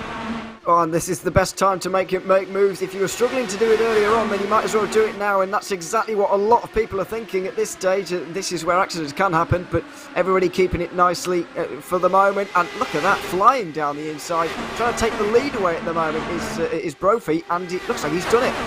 Now, I wonder if this is somewhat coordinated by Powerslide. Maybe there's a strategy game going on. Remember, our season opener that went caution-free. No one knew it was going to be a fuel mileage race until about 20 laps in. And from there, the strategy mastermind started working behind the scenes and played itself out as it did. So back to the lead, Malechka. Remember, fresher tires. You'd expect them to swap back and forth. Blockers in front of Kinsella. Watch for Kinsella, Van der Sant, Showen, and Michael O'Brien, as well as Brian Carey. Those are all cars that have been out there on track for about 10 laps plus compared to the rest of the field. Yeah, there's a lot of differing things going on at the moment, but the top two are certainly getting away. This is exactly why teams work together with their drivers, because you can get away quite easily if you just work together, as Brophy and Malechka are doing right now. So there is certainly gaps opening up at the front of the field, possibly quicker than even we saw in the past. And further on back, it is pure battling, as we're seeing for third at the minute, fourth, excuse me. That's Connor Harrington, the New York native, down low on the setup builder for Lionheart competition. His fellow teammate and Canadian Brian Carey back in the pack, loses 1, loses 2, as Joe Branch will slide down the inside following Matthias Kraus. Again, Carey, one of those cars to watch for on that slightly different strategy with the tires. He's paying the price right now. Will it pay out in his benefit at the end of this race? Couple of moves back in the pack is Bensi, who's been impressive in 2022. He's battling with, I want to call him the man to watch in 2021, who always seems to struggle with qualifying. Barrett Rolfe finds himself up into 11th, plus 24 on the day so far. Yeah, doing a very good job to get up the order at the minute. It's actually qualified quite well at Kentucky for considering everything else this season. But yeah, certainly the biggest mover forward at this stage, although Kinsella's not done badly, although that's mainly down to pit strategy. So yeah, fair play to the 33 car at the minute for gaining so many places. Having a fierce battle over the current one though, 11th place. Barrett Rolfe's average starting position in the 15 races prior to today, 20th. His average finish, 22nd. When you put yourself in a hole, digging yourself out of it is always tougher than if you qualify at the front. Just talk to RaceSpot's own Andrew Kinsella. He'll give you plenty of stories and anecdotes over the years here in Lionheart as to how qualifying badly has always put him on the back foot. Up at the front, the 3-car breakaway this time. Malechka, Brophy, and Blocker. So 2 power slide, just 1 private label team hype car. They're 1.5 clear of Connor Harrington and the grouping on back, who find themselves being separated partially because of those cars on older tires. There's Kinsella, Van der Sant's behind him. I think a caution right around now would equalize things on strategy. I don't know if that's actually what they wanted. It looks like Barrett Rolfe saw Pinheiro in his rearview mirror almost up to the wall. Yeah, we nearly got one there because Pinheiro was right on the limit, but just about gathered things up. Yeah, as we were saying a little bit earlier, those 3 have now got a bit organised up front. Blocker is sort of ruining that at the minute because they're all fighting very hard over the lead, and he's gone to the front now all of a sudden, or briefly. But you saw these guys a little bit further down, how less organised they are than Brophy and Malechka were. This has all been disrupted now because Blocker wanted a piece of the action and now they're going 3 wide through the final turn. It's letting Harrington close, who's now under a second from this group, as Brophy gets a bit of a squiggle on. Malechka's got the power and then has to roll off of it because of the momentum that he had. Jason Brophy doing this wise thing, first blocking the momentum and blocking the open door and then tucking back into line. He realizes that at this point the better thing to do would be to try and bring his teammate into the draft, as looks like Dustin Wardlow back down onto pit lane by himself. Not sure if maybe the Candyman has got way more damage than initially thought. He's 8 laps down and still trying to get that car serviced. Yeah, I'm afraid there's a lot of cars like that at the minute. We've got possibly 6 out of the race right now, unless some of those can get themselves repaired. There are a few people trying to get repairs, but yeah, we've got a few casualties already from this race and a few who are lapped down at this stage, which is unfortunate, but it's the kind of thing that happens around here. As we see a change for the lead again, Malechka down the inside of Blocker, and Brophy backing off almost consciously there by about half a second. I think trying to just get his teammate into the pack, and there's Harrington. So maybe these 2 can now work together as Blocker and Malechka go at it. Hammer and tongs just on swap drafting though. No real fighting at this point in the race. We also watched the battle for 10th where Adriano Pinheiro rides behind Tony Schau and Caleb Bensi as we work our way towards the halfway marker of this race. Nice battles throughout the field as all. So for a moment there, Matt Taylor getting very, very intimate with the wall. Actually gets such a ramp off the corner that he's past Phil Kraus and trying to pass Van der Sant too in towards turn number 1. Yeah, this is the kind of fierce battling we've been a little bit further down. That means they're just continually losing time, arguably, on those in front. Phil Kraus almost stuck within this fight at the moment as well with Van der Sant. We're seeing some of these faster running cars really struggle to get through the field in a way that it is almost a little bit surprising, really. Yeah, we've got at least Blocker and Malechka and Brophy, Harrington back to the front of the field, I suppose, but guys like Kraus are still struggling back in the pack at the moment, and it really is going to be crucial for them. They don't end up like this again if they want to actually win here. Kraus is going to have to stay up front all day, really, if he wants to be contending for the win, by the looks of how difficult he's finding getting through traffic. There's Pinheiro down low on Tony Schowen, dropping Schowen, excuse me, well and truly out of the top 10. Let's have a quick look at Mike Rigney, the final car on the lead lap, about 1.8 seconds behind the next car in line, that is Bradley Sexton, but he is our Moser Racing driver profile for today. A 69 start, which I've got to, of course, say nice, but 12 top 10s, 3 top 5s, 2 podiums, 1 victory, and 1 pole. The pole and the victory came a year apart, but they came at this place at Pocono. He won here in 2020, if I do the math correctly very quickly. Looking like today's going to be a lot more of a grind to try and recover something. But again, if you're on the leading lap, heading into the final 50 laps of this race, you're always in with a chance. Yeah, you are in with a chance. We're seeing some recurring names, though, at the front of the field that we're likely to outline as race winners. But you never know. We get surprises. And we could well see him spring up towards the front. If you know, when you're looking at races like this, you're always looking to those with regards to who you trust to actually do the job. And those who have done it before, you'd certainly trust to do a job at Pocono, and he has done. So we'll see if he can maybe become a repeat winner, because we've never seen that at Pocono, which is a somewhat remarkable statistic. 10 years, or 10 races, including today, and like Ewan mentions, no repeat winners. You've got plenty of drivers that have led laps over the 920 previous laps that we've had here at the Pocono Raceway. 39 different drivers have led laps. So unless Phil Krause, Mike Rigney, or Andrew Kinsella emerge on top, we are looking at a 10th different winner in as many years. Top 2 have actually managed to stretch away from Jason Brophy, who we thought maybe was trying to bring into the mix Connor Harrington. Hasn't really worked out the way the 88 was thinking.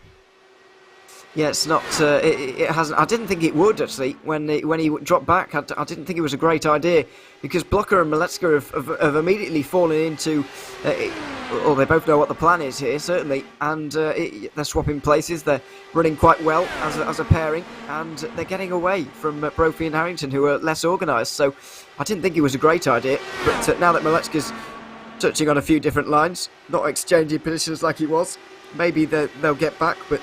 Yeah, it's never a great idea to intentionally lose time, and yeah, we're seeing it, really.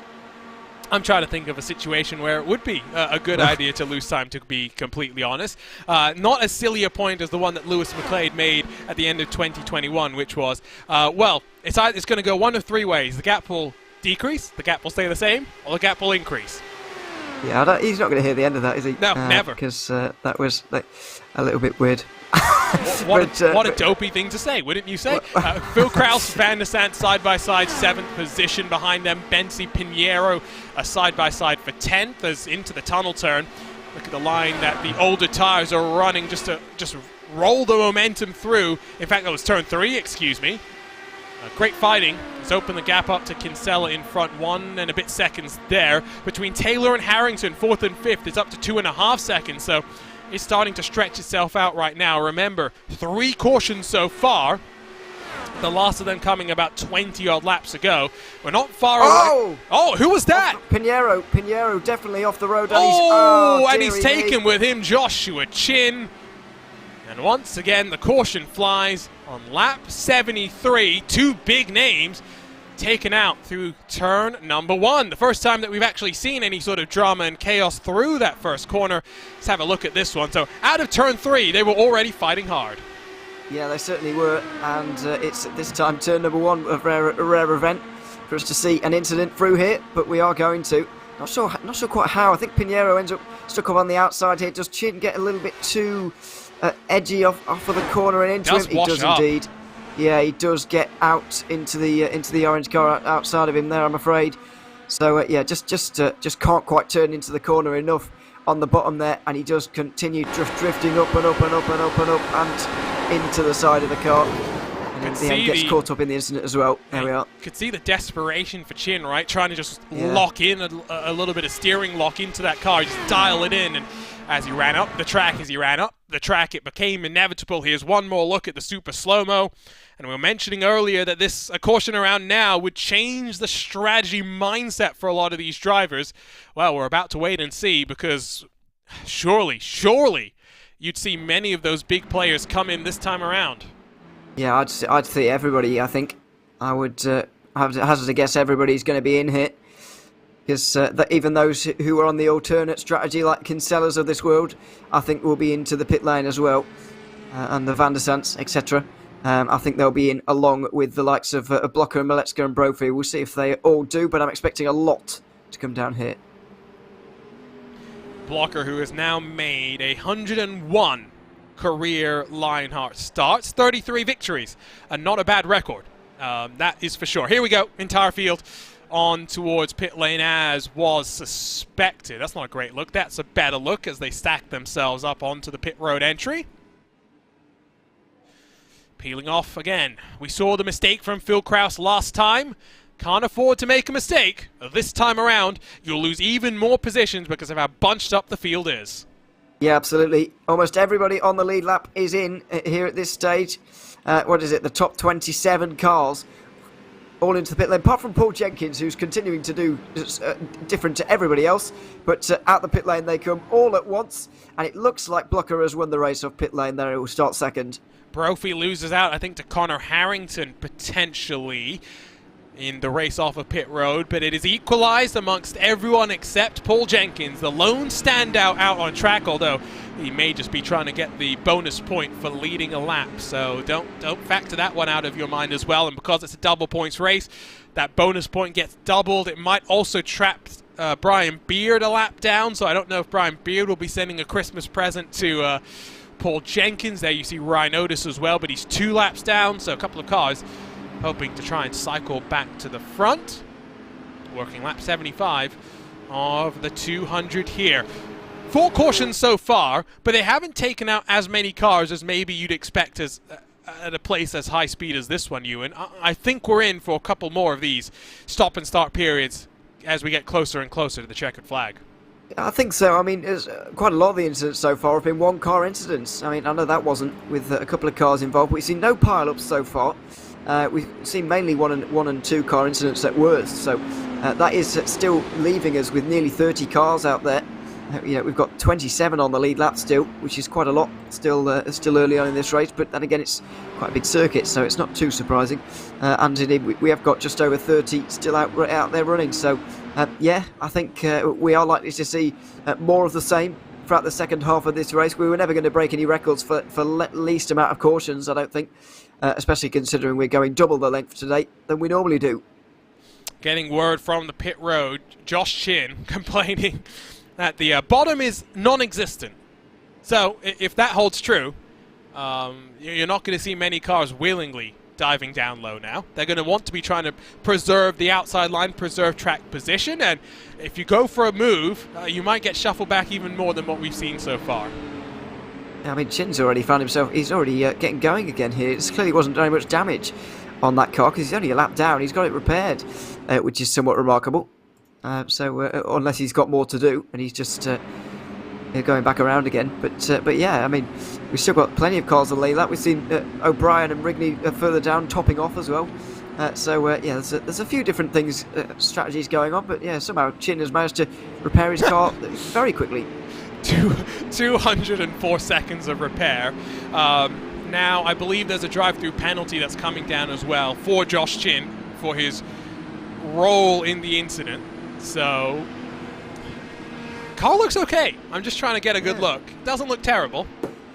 No, it doesn't look terrible, and he'll be just trying to pick up points, I suppose. At this stage, that's all he can do, and that's pretty much all he will be able to do. From laps down at this point, you are going to struggle, but at least he'll be able to run a few more and get a few points, maybe.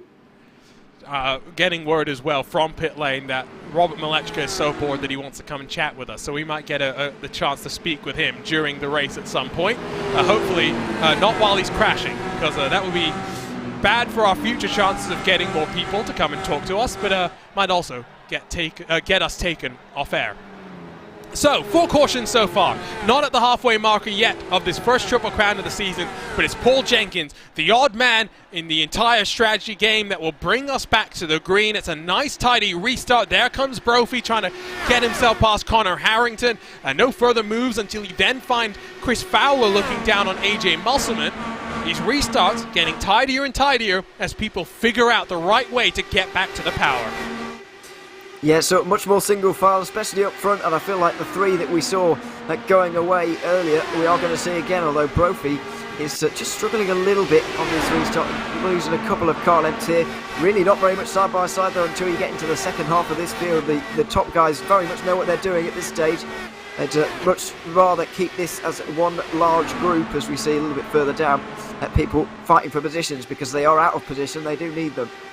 There's Chris Fowler, there's Muscleman, there's Shawan, all three contenders that we saw racing as well at Pocono's Legacy version on iRacing this past Monday in the Graphics Esports 300, the first of the Triple Crowns for the Lionheart Speedway Series. Close between them, banking off of turn 2, but again, the low line just not getting the grip, not rolling the momentum the way that it wanted, as confirmed that Josh Chin is rolling down onto pit lane to serve his drive-through penalty. We'll stay on the lead lap because the delta here is about 25 seconds just to roll through the lane. Here's the battle for the lead, where Paul Jenkins, 20 laps into his stint, runs in front of Adam Blocker, Robert Malechka, Jason Brophy, and Connor Harrington, the top 5.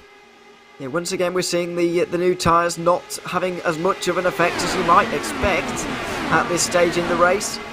Jenkins able to hold on fairly easy. I mean, I was expecting him to have been passed by now, but if we're talking about late race cautions, whether you come in or not, I think this is giving further evidence that you do not come in if you are at the front of the field and you have track position, because it's hard to overtake even with the tyre advantage. And to that point, I think what we saw from Malechka, right, in the first restart where, or rather the second restart, where the main majority of the pack had come down to pit and we had those stragglers that had stayed out and pitted earlier that elected to stay out. Those cars knew that they had to save fuel if it went green from there. I think that's why we saw Malechka carving his way through with such clinical ease. I agree with you. I think given what we're seeing now, you'll be much more reticent and hesitant to want to come down and pit, as Kraus just trying to find a way through. It's not going to be on the inside at turn 1. I think that is really becoming clear unless that car on the outside gets chalked up on entry. Yeah, that was looking like it could have been a close moment for a moment, but Van der Sant just about held on to the place, just about kept his car alongside, and Kraus still behind. He is struggling a little bit, Kraus, although, saying that, I barely noticed he was in the Kentucky race until about 20 laps to go, and then all of a sudden he was absolutely unbelievable. So you never know. He's very good at staying quiet and then getting loud late on. I've seen him do it even on other sims as well. I saw him for basically none of the 180 laps, and with about 20 to go he won. So yeah, watch out for him later, but for now he does look a bit average almost. I'm trying to remember Triple Crown races for Phil Kraus. Now, he took part in 2 in 2021, the first of which was Michigan, where the win was stolen from him at the line. Adam Blocker realizing that you're not allowed to duck below the white line on the start-finish straight on every lap that isn't the final lap. So if you want to snake, you can do it on the final lap. And Phil Kraus found out, to his disappointment, that you could do that. Adam Blocker won by, I think it was 0.03 of a second. And then you go back to the end of 2021, where Phil Kraus again lost out by 1/10.5 this time to Connor Harrington. So 2 Triple Crown races, 2 second place finishes coming into this one. What did they say? Third time's the charm? Yeah, well, possibly, because he's... Well, I say there, he's not looking great, and he's kind of running in the pack. He's not doing anything particularly wrong either. He's just kind of running there, as we see a bit of close battling for 5th place. The top 4 are sort of getting away, and this is kind of why, because Harrington, Van der Sant and Taylor are all battling very hard, and Taylor with a terrible run off turn 3 because of all of that. Yep, he almost ran into the side pod of Connor Harrington. Not sure how much closer you want to get in a situation like that, but they all survive, they hold steady. Remember, double points today. It really does make a difference. And when you think about the fact that the final race of the championship is double points as well, Ewan, it becomes so hard to know with any certainty what the championship situation looks like going into that race, because like many other sim racing series, we have drop weeks that get factored into the equation as Phil Kraus gets past Van der Sant. So 22 rounds of the championship, not all 22 will count to the points. Yeah, exactly. So this series is going to look very different in 6 months' time by the time we get down towards the very end of this. in terms of who's up for it. Yeah, we've said for the last couple of weeks we're starting to outline two favourites in Blocker and Kraus, but it could be neither of those two fighting over the title by the end of it. So, a lot is going to change between now and then. I know what you're saying.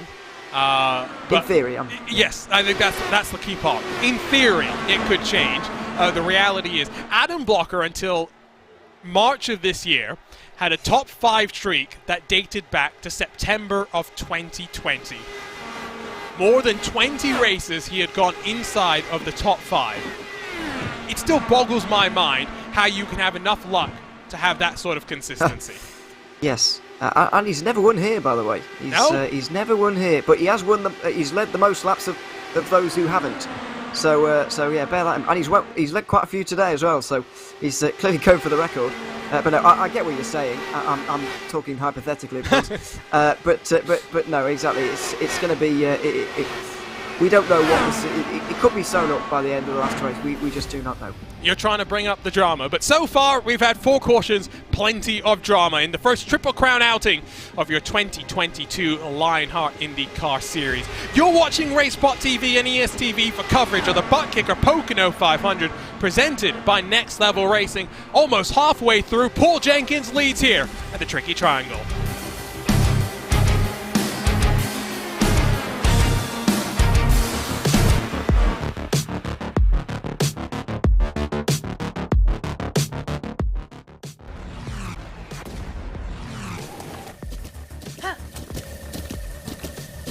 With the ButtKicker Gamer 2, what you see and what you hear is what you feel.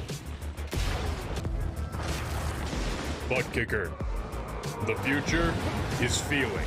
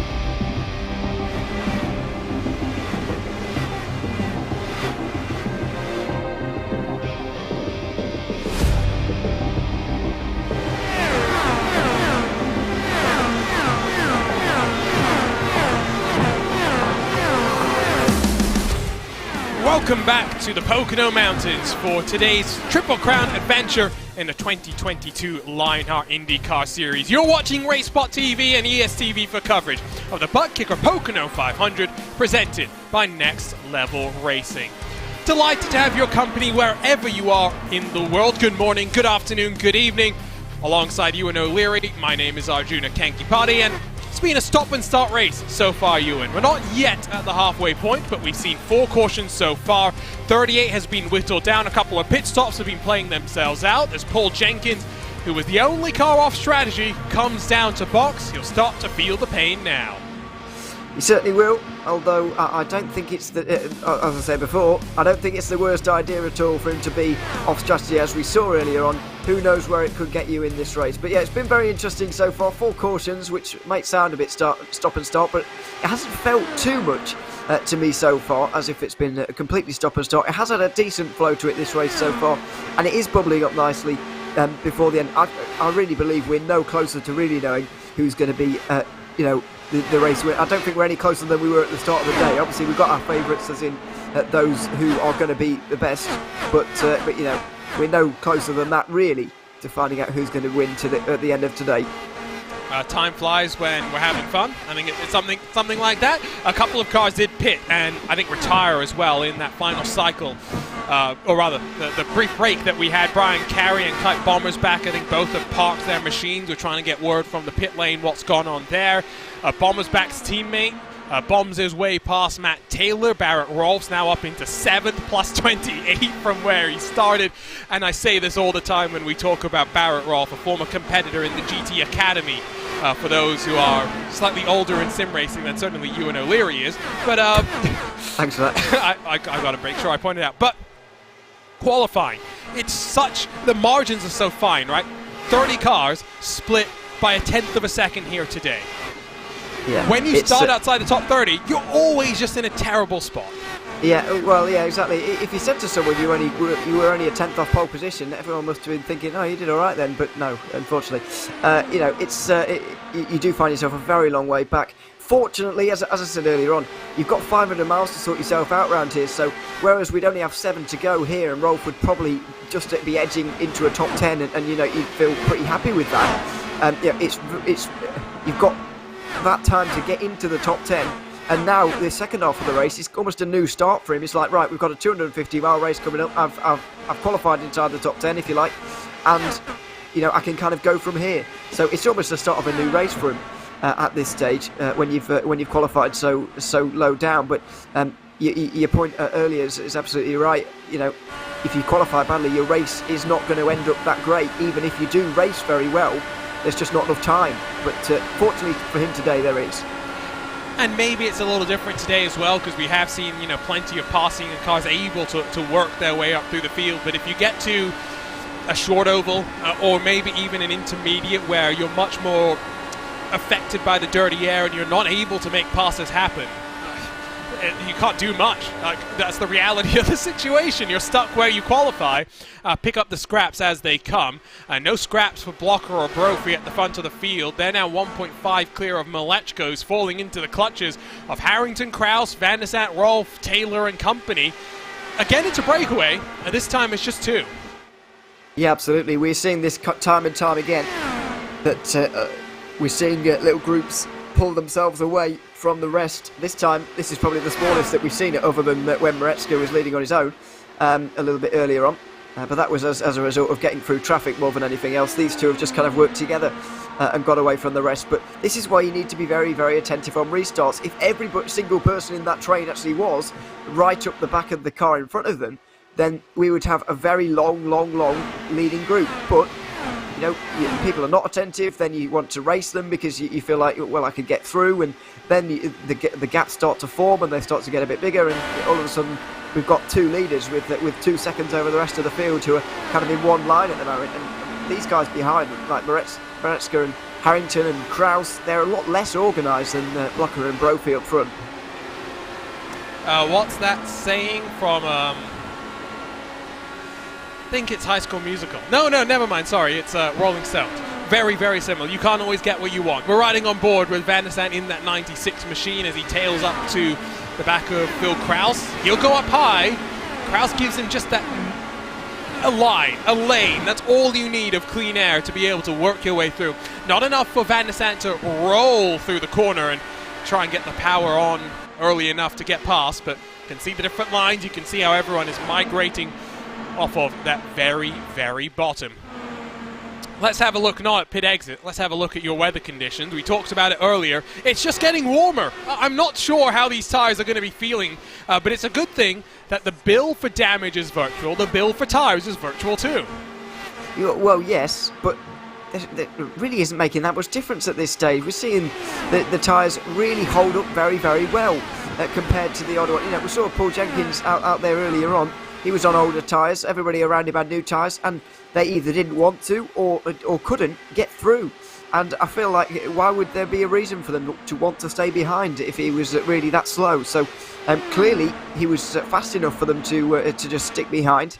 And it really is remarkable to see the weather conditions out here so warm, yet the tyres just not falling off in a way that you'd expect, and the new tyres not imposing themselves in the way that you'd expect. Are you excited, Ewan? I mean, this should be a good final half of the race. I know this race is great, but you know what's also great? The month of May. Well, we've got a couple of weeks yet. We got a couple of weeks, but in just, 4 days' time, something like that, the open test at the Indianapolis Motor Speedway will be underway. The first running of cars at the Brickyard as we get set for this year's Indianapolis 500. Oh, tension. I love it. The excitement in the air. A new part of history about to be written. But the reason I bring this up isn't the excitement that I have. It's not the excitement that Adam Blocker has. It's the trepidation that Adam Blocker has. He'll be working with Junkos and Callum Ilott for the real world, of course, but there's several weeks that he'll spend in Indianapolis. And we've got a couple of races coming up as well. Silverstone, April 27th, so that will be after the open test, so he should be home for that. But then Nashville at the start of May, Watkins Glen and Phoenix right in the heart of that month of May activities. At least one, if not two, if not three races he'll all be doing again from a very unfamiliar environment to him. Yeah, that isn't going to be great for him, to be honest. It's not ideal, certainly, but suboptimal. we've seen in the past those people doing all right despite the conditions not being ideal for them in terms of personally. Like Phil Krause at the minute is in 5th place. We saw Blocker only 2 weeks ago was doing very all right at Kentucky without the normal conditions surrounding him, let's say. So it might not make that much of a factor. And I feel like every time he does do it from a place that is not normal, he'll only get better at adapting to the new conditions around. So while we talk about all these different things that you have to think about when you're in a new setup and the mental fatigue that might just kind of accumulate, but I think every time he does it, it'll become a lot more adaptable as he goes. Last year, of course, very helpful was Carrie Bettenhouse and the I forget what they're called, Indy Sim, Pro Sim, something like that. In Indianapolis, he was able to go race with hardware that was actually quite similar to what he had at home, so that helped, although not virtual reality, which I think is probably the bigger thing for him to deal with, although surely getting familiar. Maybe he'll bring a wheel and pedal set, maybe borrow from Malechka again and set up at his hotel room, although with Watkins Glen, that's probably the one where you're a little bit not looking forward to, because, there's nothing wrong with a basic set of wheel and pedals. It's where most of us, I don't want to say all of us, but most of us started. Going back to that once you've experienced a proper load cell brake, though, at a place as fast and frenetic as Watkins Glen, definitely not easy. Yeah, exactly. I feel like we do sort of overlook the difficulties of getting up to speed with a new setup and whatever, and we're just expecting these guys, because they're kind of professional, to just get on with it and do it straight away. But it does take a lot of getting used to. We always talk about it when you're upgrading your setup. You think, I've got to get, or you're changing it a little bit, like, I've got to get used to this. But you don't think when you suddenly downgrade again that all of a sudden it's going to be a problem as well. But it is equal, if not worse, than it is when you upgrade your setup. So it's sort of an overlooked thing a little bit. Right. But then again, not a lot of people have to deal with it very often. So it is a strange one. Well, fast is fast, no matter what setup, no matter what car. I think that's the reality. And the cream rise to the top in a situation like that. I've heard this story earlier in 2022, and so I always break it out when we're talking about stuff like this, where Rudy Van Buren, who many will know as being part of the world's fastest gamer, part of Team Redline, and one that is blurring the lines between virtual and reality for sure, but competing in this year's virtual Le Mans, was doing it from home, and then his rig at home started to have force feedback issues. So the solution was to drive to the fledgling Red Line facility that they're setting up in the Netherlands, which was not a short drive. I mean, it's Europe, so it's not as bad as if you're driving from the coast of Americas, you know.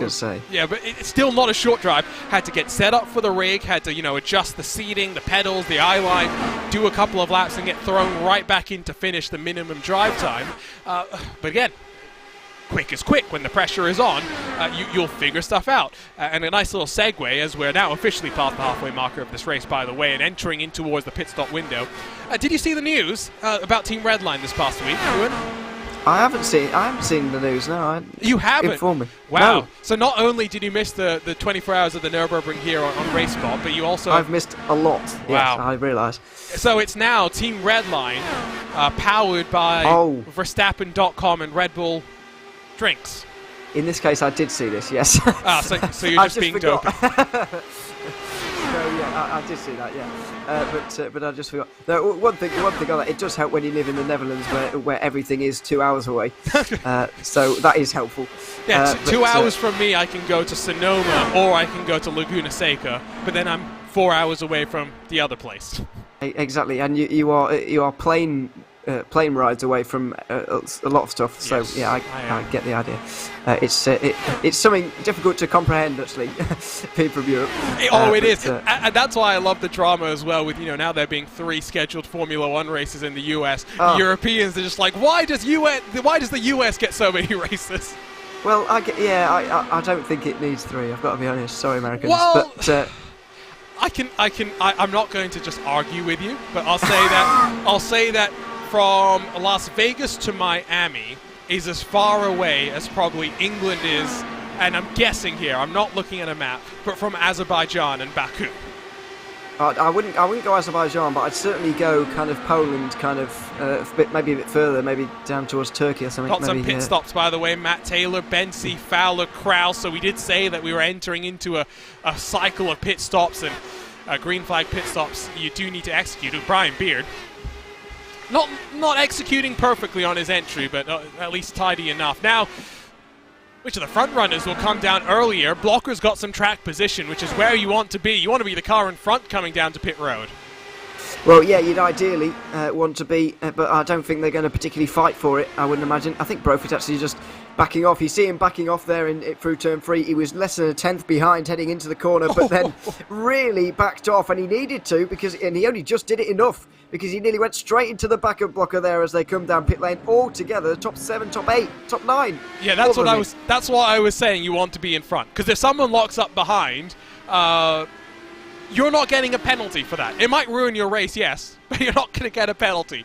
The tables turn, and it can very much be a different kettle of fish if you are. But the field's in. No one is extending past this marker, so that's a vital data point for us to be looking at. Race off of pit road will be won by Blocker. Then second will be Brophy. Third goes to Malechka. Behind him, Harrington, Kraus, Van de Sant, and then Rolf. So no major changes there. Around the outside, there goes Paul Jenkins back to the lead of the race. And he's even further in the lead of the race than he was before. He's got a second's lead. That is going to come down, I'm pretty sure. However, this is what we mean about the undercut. It's fairly all right when you're running on your own. But working your way through, these tyres don't give you quite as much advantage to get through as you would think. So running out on your own on an undercut strategy is a lot more viable than it actually is to overtake on the road, quite simply. So that is something interesting to note throughout the remainder of this race. But Jenkins has found himself in a very nice place in this race, I have to say. The off-strategy stuff that he's doing might seem a bit strange at times, but I think he's played it very well so far. And he's got himself in the lead. He's leading laps, and I'm confident in him that he'll manage to get a nice result out of today. I'm not going to say race wins or anything like that, but he'll have a nice result by the end of the day, I'm sure. To go back to the point, Silverstone is 4,700 kilometers drive away from Baku. Las Vegas and Miami split by just over 4,000 kilometers. So I wasn't totally off. Not totally. Might be Turkey, something like Turkey, that. Might be, that's a better one. Poland is even Poland is quite close compared to that. Right, yeah. And it is miles away to me. The thing with Poland is you got to go down and then up if you're driving, right? Whereas if you're flying, you can or take a boat. Very, very different situation. Matt Taylor, Matthias Kraus swap around as the Crescent Motorsports 59 is now up to 11th. By far the best run that the 59 has had since his debut at the end of 2021. So good to see the strides forward from him, consistently working forward, getting better. Should note as well that at the conclusion of that most recent cycle of pit stops, it's now in effect a 6-car train for the lead. Blocker, Malechka, Brophy, Harrington, Kraus, Van der Sande all running up there in those 6 cars. Barrett Rolfe about 1.5 back, and I'm not going to include Paul Jenkins in that just yet, although having said that, he's due in for a pit stop in about 10 laps time, which should mean that, like everyone else, he just needs 2 more pit stops to make it to the checkered. They'll just be longer pit stops than everyone else. Yeah, absolutely. They should be a little bit longer. Well, yeah, okay, yeah, they should be at this stage. Difficult to work out at this stage. I'm still in the frame of mind of thinking there's going to be another caution here, but with every lap that ticks by, I guess it becomes less likely, doesn't it, really? So we'll see. We've still got a long way to go in this race, let's not forget, nearly 90 laps. So it's little point getting too excited over that kind of thing just yet. But yeah, you will start to have the end of race in mind, certainly a lot more than you would in the first half of this race, because obviously we're starting to count down now, really, rather than count up. So yeah, it certainly changes the frame of mind just a little bit. Yeah, Jenkins is going to get steamrolled here by the looks of things. If they want to go through, it doesn't actually look like Blocker wants to now. We've got a very, very exciting top 7, looking very, very close to each other, covered by about 2 seconds right now, 1.5 even. I'm not sure what the mindset is here for Adam Blocker. I get Jason Brophy's aggression, but Blocker and Malechka are trying to work together to prevent the 88 car from being able to leapfrog the both of them. And to go back to your point about cautions, we've totaled 44 cautions in 9 years heading into the Homestead Miami season opener. That was the first ever that went caution free. So never say never. I think that's what I've learned so far in 2022. Blocker does get to the inside of Jenkins, and Malechka does have a hole to pop out to. That was close, closer than he would have liked. Brophy almost able to stop the momentum of the 91 again. Yeah, there's a very close battle in the minute, but you see Jenkins here really holding his own despite the tyre difference, and Brophy around the outside able to get Malechka there. They've got to be careful here as Jenkins pushes up to the outside. Thankfully, Brophy didn't try and go around the outside of the 35 there. There really could have been an accident, but thankfully they're forming an orderly queue, really, to get through on Jenkins, and 2 of them have managed it for now.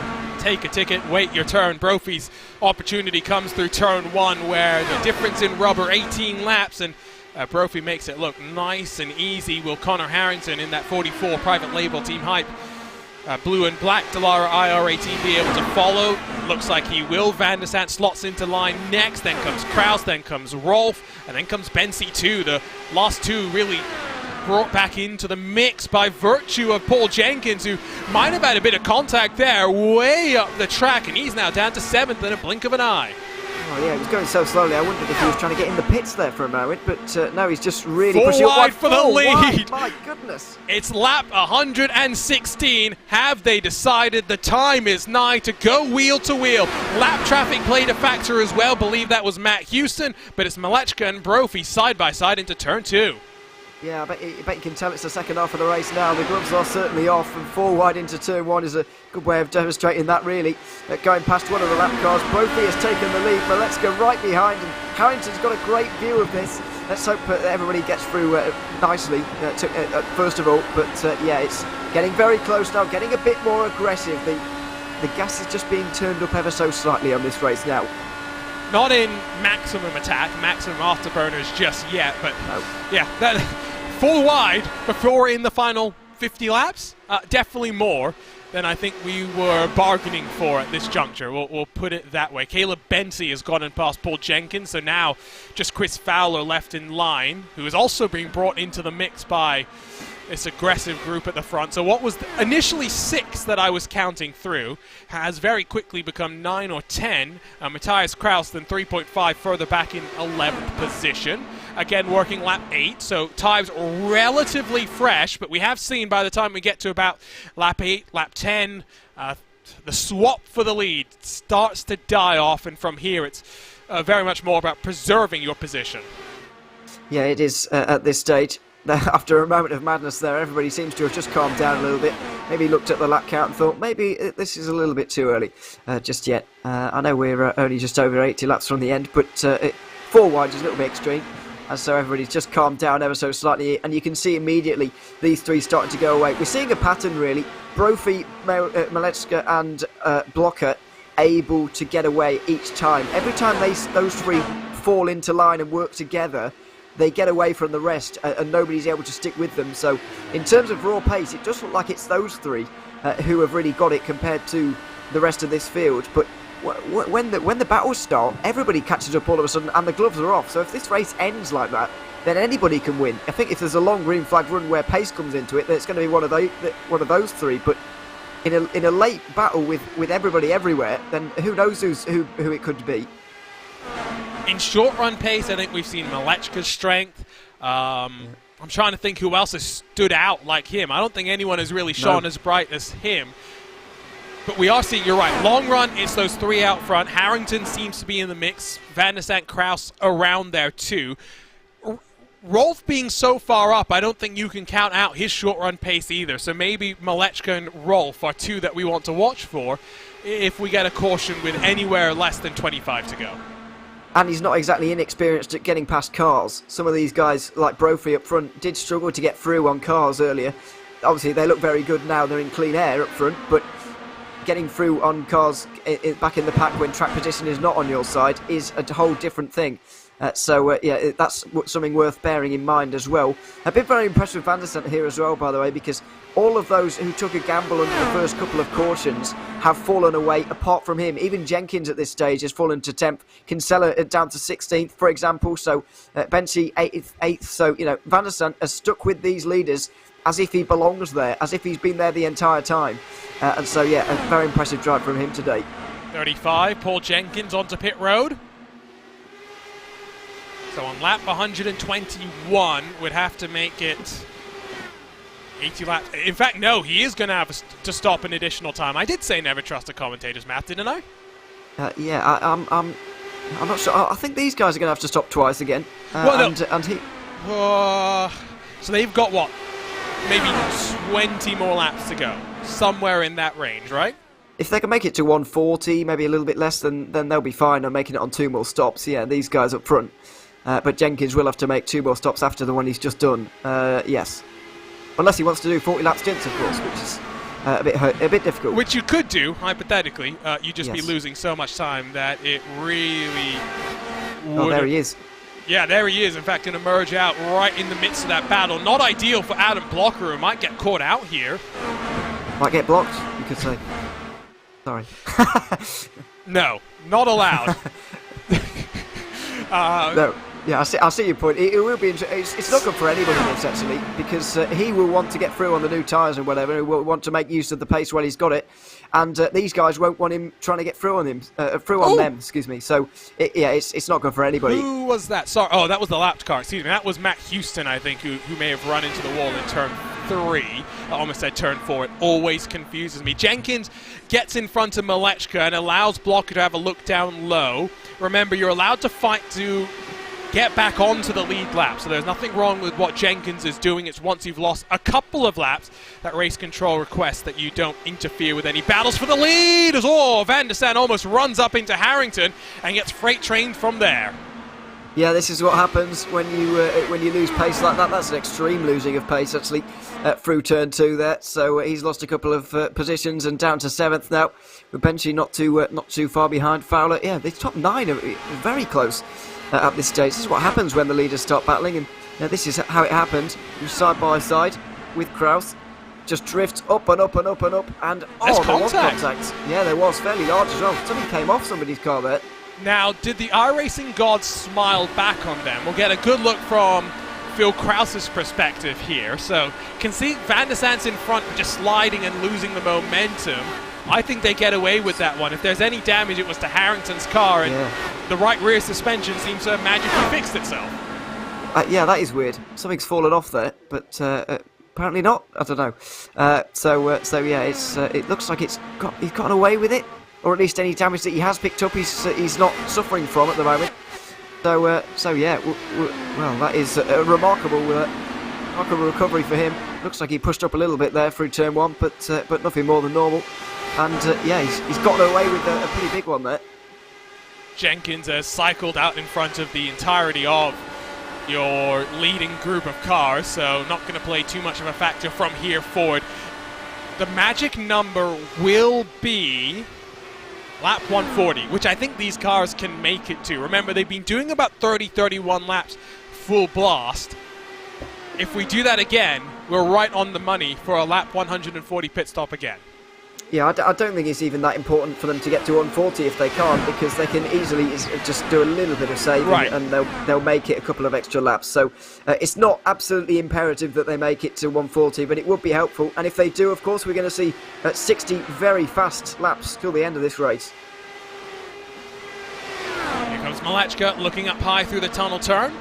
Sliding up the track as well. Now, Brophy does have a bit of dirty air. Don't discount that as being part of the reason why it's closed up to Malechka to block her as well. The dirty air from Jenkins being shoveled back into the aero screen of the 88 and up and under. Here comes Malechka, nice and tidy to the race lead. Lap 127, Malechka back in front. Yeah, just a bit of a swapping of the positions there, and Harrington moves in front of Blocker there. So, yeah, good move from him down into turn number 1. Blocker does seem to be going a little bit slowly at the moment. Not entirely sure whether he's just backing off purposefully or he's losing a bit of pace naturally, or what's quite going on there. But, yeah, he is falling back as Kraus indeed gets through on Rolf as well. I wonder if maybe Blocker is just trying to save a bit of fuel to minimize the time in pit road this time around to try and cycle out front, because the track position, the clean air might just prove vital from here on forward. So that's something to just be mindful of. He's going to have another look and lob it down the inside and try and repeat what Harrington did to him last time around, but Harrington a bit more committed through the entry of the corner. Will hold on for now, all the while opened the gap up to Brophy in front of them. I can see the fan club of Matthias Kraus pretty happy that he's up there in the top 10 for the first time today. Plenty of drivers have really shuffled their way forward. There you can see Barrett Rolfs plus 29, Kraus is plus 24, Matthias Kraus that is. Michael Rasmas is plus 25, Larkamp 17 gained.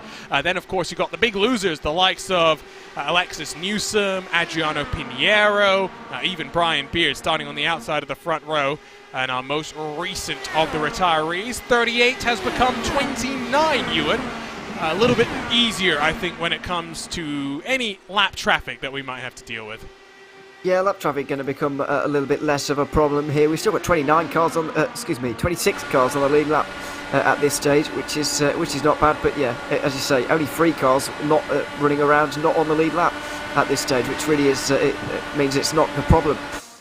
Fortunately for these guys, because I think it would actually be a real sticking point for everybody, given the way we've seen everybody find it quite difficult to get through on one another.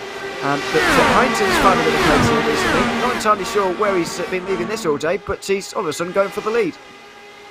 Maybe just manage the tyres a little bit more into the last 10 laps of the stint and should cycle to the race lead for the first time in recent memory. Kraus gets past Blocker as well, so not sure if Blocker is sliding backwards or that consistent fuel saving going on. I see a comment about how we want to see more right turns. If you don't think there's skill involved with doing this, then you're welcome to try it, because as a former road racer converted to an IndyCar diehard, this ain't easy. And there's a reason why an IndyCar driver likely is the most adaptable, at least within one series. You go short track, oval racing where you're on the brakes and momentum's very, very different. You got these sort of super speedways, 2.5 miles, and yes, you're, more flat to the floor than you're on the brakes by any stretch of the imagination, but there's a lot of skill required as to positioning your car in the dirty air, running the right lines, being on top of your in-car tools. And then, of course, when you go road course racing, you've got bumpy streets, the likes of St. Petersburg, Belle Isle, Long Beach, as well as purpose-built facilities, Barber Motorsports Park, Mid-Ohio, or even one of my favorites, Road America. Yeah, yes, it's hard to argue against that, but people argue about the pros and cons of every racing series. People eternally. try to argue that Mount Panorama is the best track in the world. Ah, well, yes, they do. But yes. Anyway, but yeah, no, you are right. It is a very. You do have to be very, very adaptable to win one of these championships, and it is something that's different to real life as to what we've got in the Lionheart IndyCar series here. Is that we visit other circuits in the world as well. It's not just America and Canada this time around, like it is in IndyCar in real life. It's almost like a blast from the past, isn't it, really? Having the likes of Silverstone, I think, is next up. April 27th. Now, I'm a bit concerned about going back there. Those who watched last year's race and the, let's say, firework field finish will know all about that, but we'll gloss over that. We're also going to Suzuka later this year. That's going to be fun, June 15th. Where else? Phillip Island I saw as well. I'm looking forward to that. Yeah, Phillip Island's the penultimate round, November 16th. Then we've got our double header of Motegi. First the Oval, and then the Motegi GP course. Very underrated, if you ask me, is Twin Ring Motegi. Certainly, I'd love to see it as an oval being used. Yeah, it's not my favourite road course, gotta be honest, but using that as a kind of double header with the oval and the road course is a very nice idea, and yeah, it should be good fun to go there as well. Of course, the oval damaged in some of the natural disasters around that land. It's more used now as a parking lot for when the road course is racing, or just when Honda needs to store some cars that have yet to be shipped to their customers. The road course gets plenty of use. Of course, regional, series, national series as well. Super Formula, Super GT. Been a while, of course. The last time Motegi hosted IndyCars was on the road course for a one-off race. Motegi's seen Danica Patrick as well take her first career victory, so lots and lots of history associated there. Top two breaking away very slightly. A private label Team Hype starting to come on stronger as Harrington Brophy extend the advantage, and Phil Krause tries to make it a 1-2-3 as he will look and try and get past the 91. Now again, it's a fixed setup, so there's no setup wizardry or something that they figured out. They might have figured out something with those in-car tools though. Yeah, absolutely, and that is the key at this in this series. Indeed, with the IndyCar, it's getting those in-car tools on the fly, working all fine, and yeah, you'll be in good stead. This race has changed quite dramatically in the last 5 laps or so, because Harrington all of a sudden looks like he's got an almost unbeatable car up front of the field. He looks very strong, and Blocker all of a sudden looks very average. He's looked fantastic all day, but now he's looking really not good at all. So this race really has changed in the last 10 laps or so in ways that I was not expecting. Yeah, obviously Phil Krause, as he always does, is starting to rise to the fore as the chips are down as well. So yeah, we're seeing this race change quite dramatically, really, and it's somewhat surprising to see. We're starting to get 2 leaders running away, and not the 2 people I was expecting. So he wasn't expecting Harrington to be involved with the leading 2. I just wonder if it's that tyres. The tyres, I think they've preserved them a little bit better. That's why they were not maybe running around as hard through the track. You can see a last pit stop lap for much of this front field is 109, 108 for Barrett Rolfe, just because of where his box is in comparison to the line. But we are starting to see that separation build as Krause has got past Malechka. Rolfe gets past Blocker. The top 7 at one point split by a hairs, tenths of a second. Now up to 3.5, back to Van der Sant, as we are only a couple of laps away from the fuel window opening for these cars. We see the likes of Michael O'Brien, Matt Houston coming in the last couple of laps.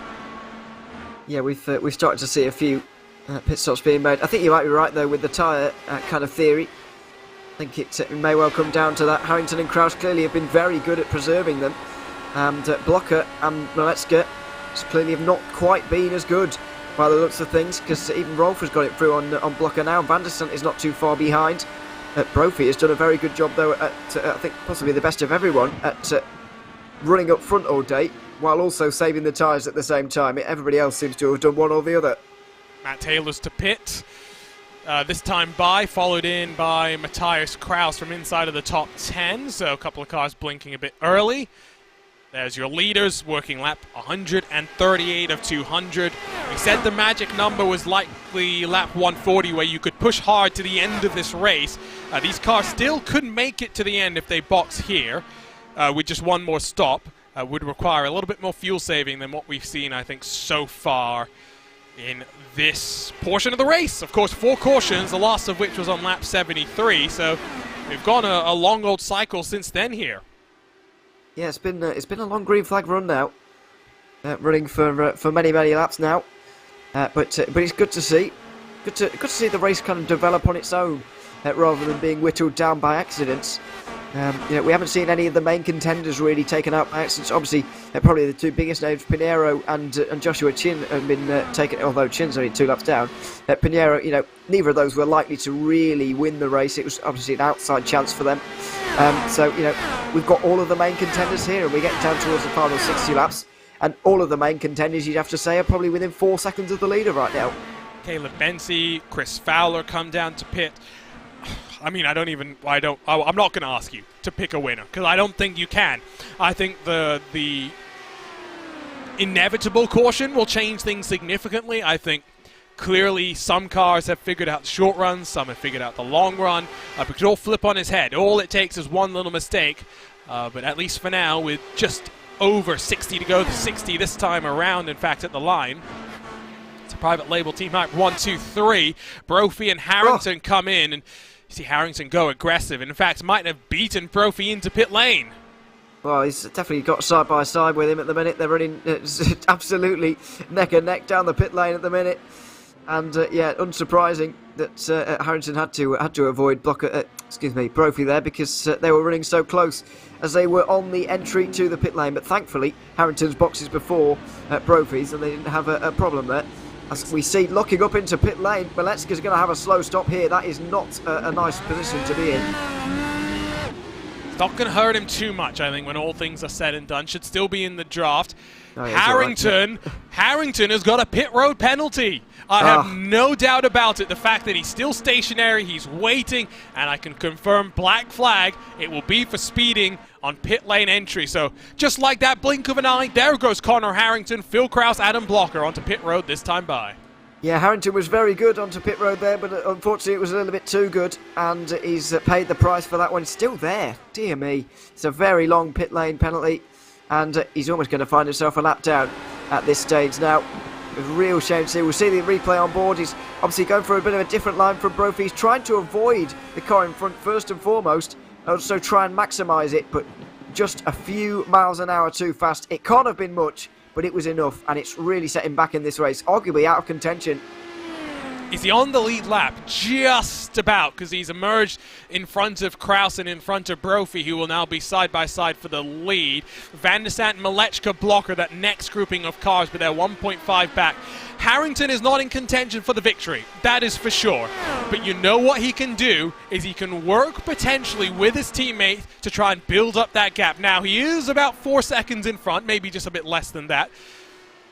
Might not be the worst thing in the world to back yourself up into the triumvirate here and try and work together, but we'll wait and see. Paul Jenkins, by the way, is side by side with Chris Fowler. Again, Jenkins is due to pit in about 10 laps time as Malechka pops himself out down low on his teammate Van der Sant.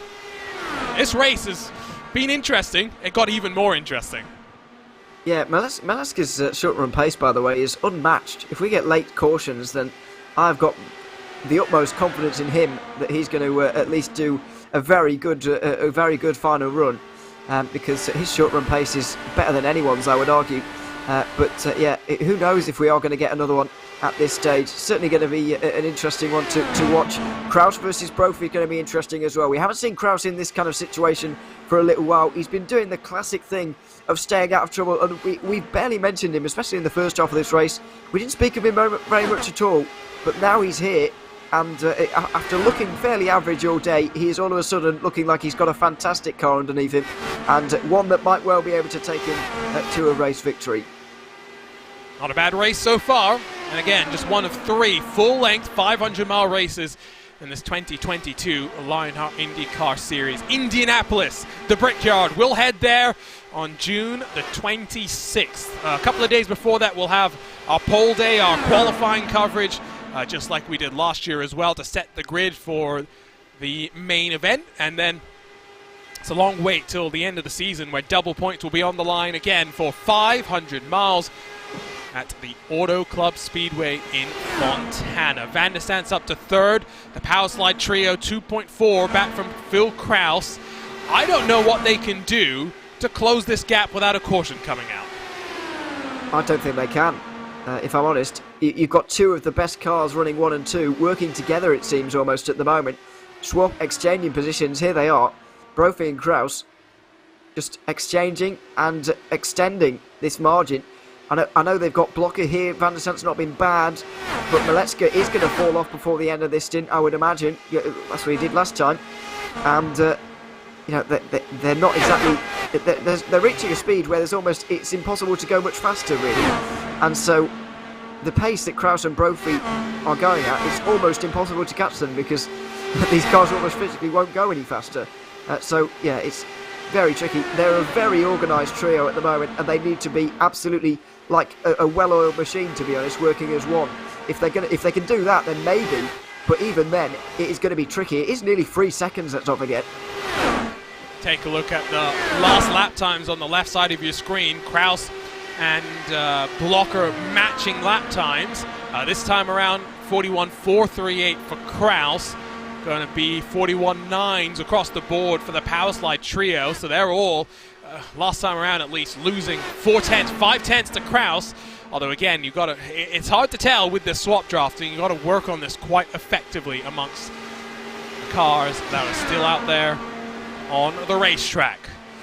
Kraus leads for searching for his third win of the year. You can see they've closed up to Connor Harrington. I don't think this is the worst thing in the world. As long as Harrington's lap times are in the mix so he can help affect the swap, maybe Brophy can save some of his tire life here so that if Power Slide comes on strong, you've got at least one car that's got some grip underneath them to work with. Well, he has all of a sudden lost more than a second here, Brophy. I'm not entirely sure what mistake he's made, but he's dropped back, and Kraus all of a sudden is rocketing away with this race win. It's just got over 50 laps to go. It's going to be a long way to do it on your own, but he's completely left Brophy behind. As you say, might be able to work with Harrington here, Mike Kraus, and we'll see if they do work together. But he has got a margin over Brophy at the moment. It's a long way to go on your own, but he might well just pull it off. Remember, he's got a teammate to swap around with. It's not maybe as prevalent as it is at Indianapolis, this swap drafting effect, but it is definitely something you don't want to sneeze at. In terms of lap traffic, a couple of seconds down the road is Mike Rigney, and then there's a big gap back to, or up, I should say, to Michael O'Brien, Andrew Kinsella, and Alex Guyon, who might be in danger at the end of the race if we go green, but at least for now, very much, I think, clear of any concern of being a lap down. Here's the trio again. They just don't look organized right now. They don't look like they know how to try and build up the speed to catch Kraus. Now, maybe you just work at this in stages, right, Ewan? First target is just catch Brophy. Well, yeah, I mean, they don't look organized. They don't look entirely disorganized either. They're not fighting particularly, but they're just not going quick enough. That's the simple part of it, really. They're just not going quick enough, and it's hard to know what they can really do to go any quicker at this stage, because obviously everybody at the front is so quick at the minute. But yeah, they don't quite look as organised as they need to be. See that this exchange here, it's a little bit late. You know, it's not quite working out as well as they would hope. But let's get back into the lead of this group. Van der Sant's going to take him probably into turn 1, but yeah, they're all taking different lines. It's not quite as well drilled as they need to be, and it's gone from 2.5 seconds to Kraus to nearly 3.5 now. Paul Jenkins has pit for the penultimate time today with 50 laps to go here. Again, it's not a racetrack that has seen photo finishes be the norm by any means. We said this at the start. 3 races finishing under the caution. The smallest margin of victory came back in season 1 when it was just under a quarter of a second. We've seen margins of victory up at about 3 seconds, including last year where Phil Kraus won by 2.981 seconds from Andrew Kinsella, with Connor Harrington through the podium positions. Are we in for a similar show today? You'll have to stick around to find out. 49 to go. Phil Kraus leads from Jason Brophy, Robert Maleczka, Alexander Van der Sant, and Adam Blocker, the top 5. The next group of cars sees Caleb Bensi, Chris Fowler, Barrett Rolfe all in consideration, while Mike Rasmuss rides by himself. Matthias Kraus sees Stefan Larkamp, Andrew Marquez and Tony Schowen all trying to hunt him down. 49 to go, one final pit stop in about 19 laps time. If there was ever a time to execute on pit lane, we saw Malechka make a slightly wayward entry to the box last time by. We saw Kraus's struggles in the first cycle of green flag pit stops. Can't afford those mistakes this time around. No, you can't. I mean, you do have to execute in pit lane, but I think more importantly, you have to not make mistakes in pit lane this time around. That is far more important than doing anything particularly well. It's just don't do anything badly. That is the thing here, really, more than anything else. So we'll see if anybody can. We've still got a little bit of time to go until we get there. But yeah, make sure you don't make any mistakes throughout the rest of this race. Otherwise, your chances will be over, as we've seen with Harrington already. It's a breakaway at the front for the private label team hype. Phil Kraus leads from Jason Brophy, Robert Malechka and Alexander Van der Sant. You're watching RaceSpot TV and ESTV for coverage of the first Triple Crown race in the Lionheart IndyCar Series for 2022. We're live in the Tricky Triangle. The run to the checkered flag coming up next on RaceSpot TV.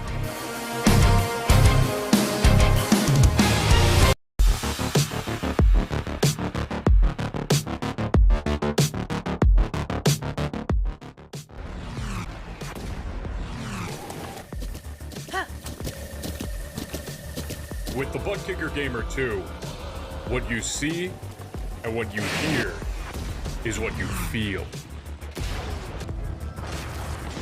ButtKicker, the future is feeling.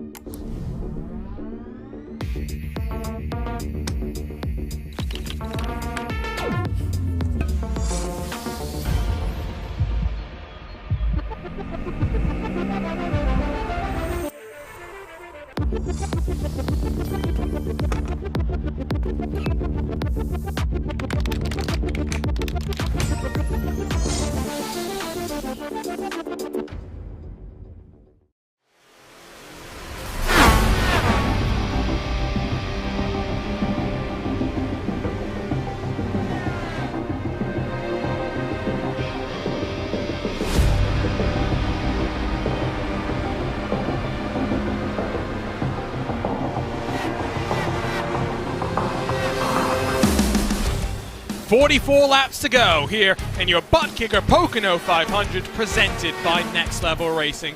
It's the first Triple Crown double points race of your 2022 Lionheart IndyCar Series. Hello everyone, welcome back. Delighted to have your company wherever you are in the world. Good morning, good afternoon, good evening.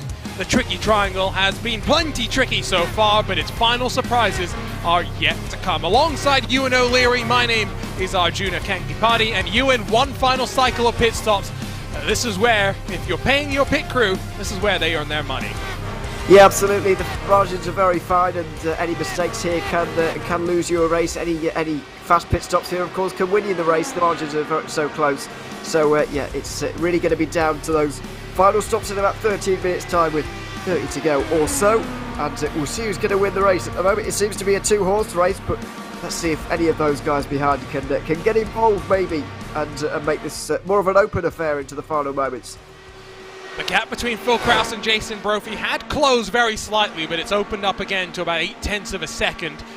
with then a further 1.8 back to Adam Blocker, Van der Sant, Malechka, so they're not really making the headway that they need right now.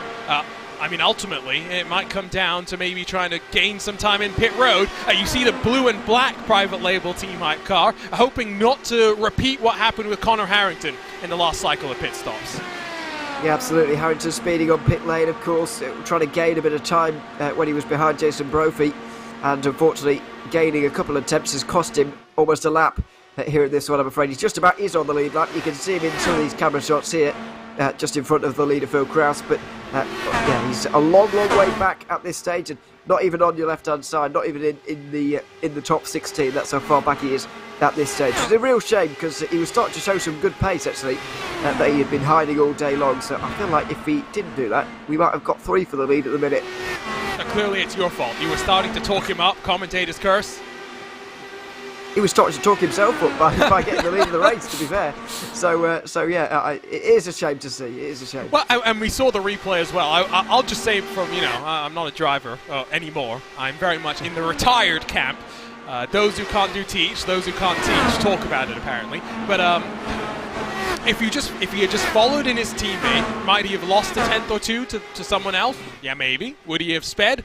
Only if Jason Brophy sped as well. And Jason Brophy is known for making mistakes on pit entry, don't get me wrong. And so I can maybe understand his willingness and desire to get out of harm's way if Jason Brophy was going to have another calamity on pit lane. But pushing that late into the braking zone, at least in my experience, doesn't tend to work out in your benefit. I think it is easy to say all this in hindsight, because obviously we now know that he speeds on pit lane and loses a load of time. But if not, and he would have, what if he would have been a little bit more cautious and lost the draft maybe because of being a little bit more cautious to some of those around him? We would have been saying, why on earth didn't you go deeper into the braking zone? That was really stupid, not to shave every 10th off your time. So, with hindsight we can say this, but it's very hard to know what to do in the moment. The best thing you can do is just push as much as possible, not really worry about or try and preempt anything that's going to happen around you. That's exactly what he did, and unfortunately just pushed that little bit too hard. But there'll be another time when he's in a very similar situation. He'll go deeper in the brakes there and it'll pay off. It's just one of those things. We say hindsight is 20/20, but and in that particular scenario, I think it holds water. When it comes to strategy games and the what ifs that sometimes happen here in IndyCar open wheel oval racing, I don't think hindsight is 20/20 because there are so many different variables and strategies that have to go a certain way for an outcome to happen.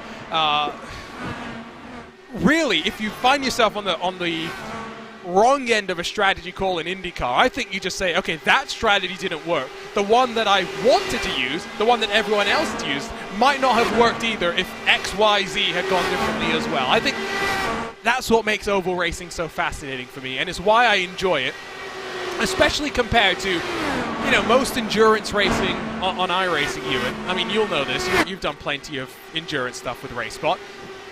There's never safety cars to make things more interesting, right? Oh. Yeah, I was about to say that, but I wasn't sure if I was allowed to. so yes. I'm sure. I hope that will be a thing in the future. But yeah, with that lack of variables and the cautions that we have in an oval race, it does make things a little bit stale on occasion. But that is the beauty of oval racing, really, and it happens in real life as well, doesn't it? Where even if you'd have done something different, would you have won anyway? Maybe not. So there's loads of variables that come into it, and I think it's one of those things that's hard to get into. I mean, it took me a while to get into oval racing, but once I did get into it, quite a few years ago now, it's difficult to get out of it, and you don't really stop enjoying it. So it's one of those things that when you get into it, you can't stop, and it's a wonderful thing, really, the amount of variables and different strategies that you can have and still not win. 36 to go, almost in that magic range where pit stops will get you to the end. The gap between Brophy and Blocker is closed to just 7/10 of a second. The power slide charge begins now as they look to power their way up front. Blocker has actually dropped Van der Sant and Malechka. We talked about Blocker struggling at the end of the last cycle. Not struggling midway through this one. No, really not. He's absolutely flying at the moment, catching Brophy. He'll get some slipstream off him now. I just wonder, he might have just stuck in that group. We saw Malecka is actually completely off of Van der Sant here, but I think Blocker was sticking with Van der Sant for a little bit longer than he otherwise might, because he didn't want to overcook the tyres again. This time he looks like he's done it much better, and so he is now closing in on Brophy. Whether he's going to have the time to get towards Kraus is another issue, because I'd imagine they'll be in about 5 laps time, but he's done a much better job at managing the tyres this stint than he managed this time last stint around. Now you see there's lots of traffic as looks like Mike Rasmas gets in front of Caleb Bensi on the run down into turn 1. I wonder if the undercut is not the worst idea in the world here. You'll emerge maybe 5-10 seconds further down the road than where you are right now, so extrapolate that. If you're a blocker, you see there's some traffic in front. I don't think it's the worst thing in the world. I'm just throwing it out there. Pit with 32 to go, we know you can make it from there, albeit with a tiny bit of fuel saving. Maybe the undercut gets you the track position that you need.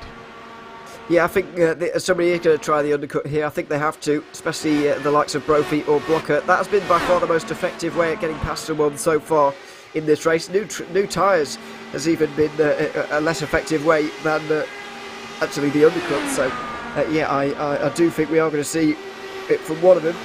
Are we going to see Phil Kraus actually preempt that and come in himself, because now we've got 3 within a second of each other because of these 2 lap cars, including Harrington, who's just got through, and one more car as well that's really getting in the way and allowing Brophy into the fray.